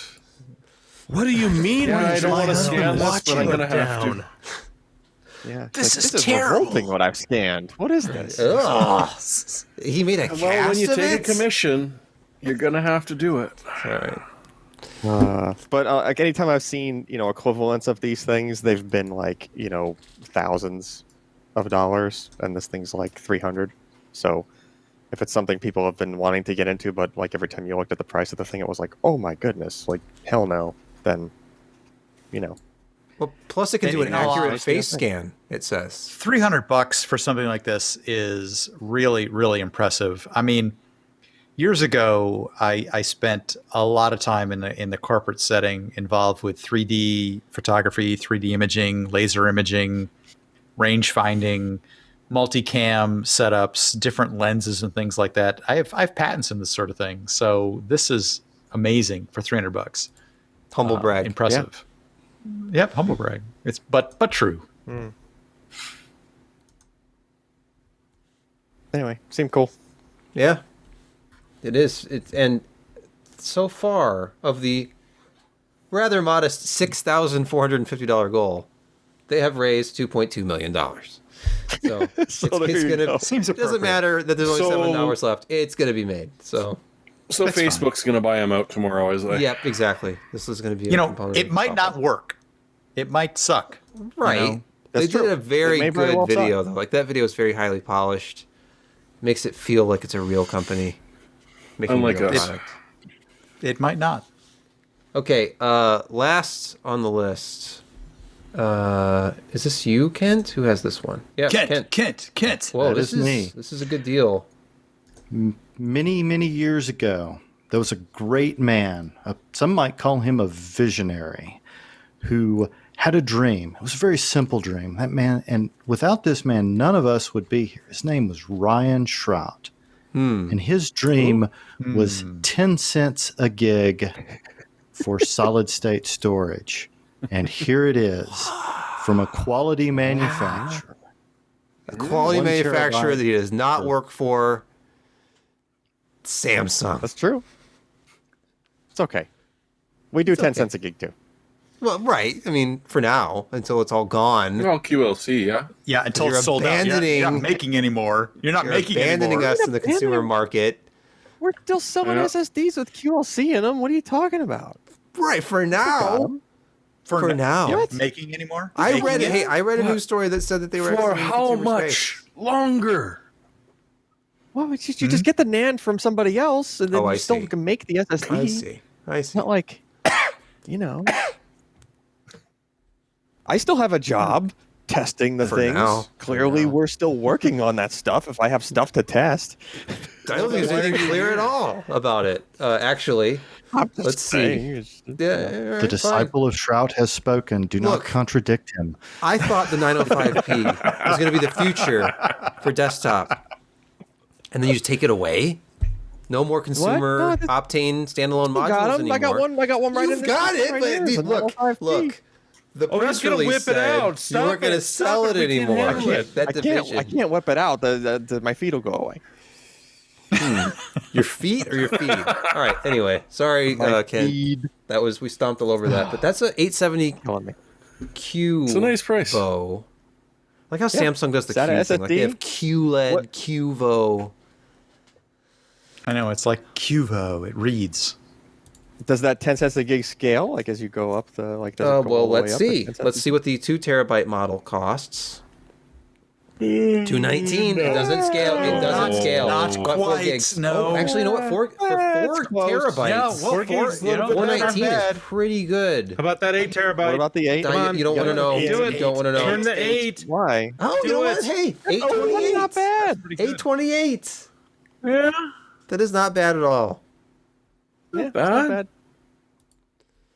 That was Actually, I was looking exciting. at some of the reviews. I was looking at some of the reviews from this, and like, I think it was like the 2 or the 4 terabyte. Remember that we always used to laugh, like as we would test the newer Samsung drives, like it would be, you know, I forget which model it was, but it was like 1 terabyte, but the PCB inside the SATA enclosure was like this, right? Yes. Yeah, we talked You about know. that like a week or so ago. Yeah, and now with this one, it's the same deal. It's like a 4 terabyte model, and the Right. PCB. Yeah, because it's like you know, like part of the PCB of an M2 drive, and it's like just tucked into this. I mean, 2.5 inch basically, enclosure. 3 chips. NVMe It's is 3 spoiled us. chips. It has. yeah. You can keep your Bitcoin in the empty space. Well, you know, Samsung makes high performance SD cards. They're just taking like the innards of an SD card and they put it into a 2.5 inch enclosure, and there you go. Kind of looks like it. I think that's it. Unless anybody has My something butt else. is really numb. Yeah, well, you know, parts of butt my is body have numb. fallen asleep as well. Yeah. So. And Just it the wasn't price my we pay. fault just talking about Linux. No, not my it fault. wasn't. It wasn't. It felt like forever, but it wasn't actually forever. No. All right, We've you only got been through doing it, though. this. We've been recording for 2 hours and 12 minutes at this point. And I'm sure by the time I get done editing in this, it'll probably only be about 2 hours and 8 minutes. You know, maybe 2 Pretty hours heavy and 7 hand minutes. with the yeah. with the cutting. Just cut. I'm going to cut everything that I said in the desperate attempt to make this shorter, and to save myself the embarrassment. All right. I want to thank Allyn for joining us from his Fortress of Solitude. I'd like Thank to, you, but Alan. Look at and all the cool stuff back there. Just one more time before we What? leave. Look It's at the all same this shelf. stuff. I know, but Nothing has changed. it's in It's all the HD. same crap. It's in HD now. It's more I mean, it was stuff. an HD I feel before. like It's the there is same more there is webcam. more stuff out. Look.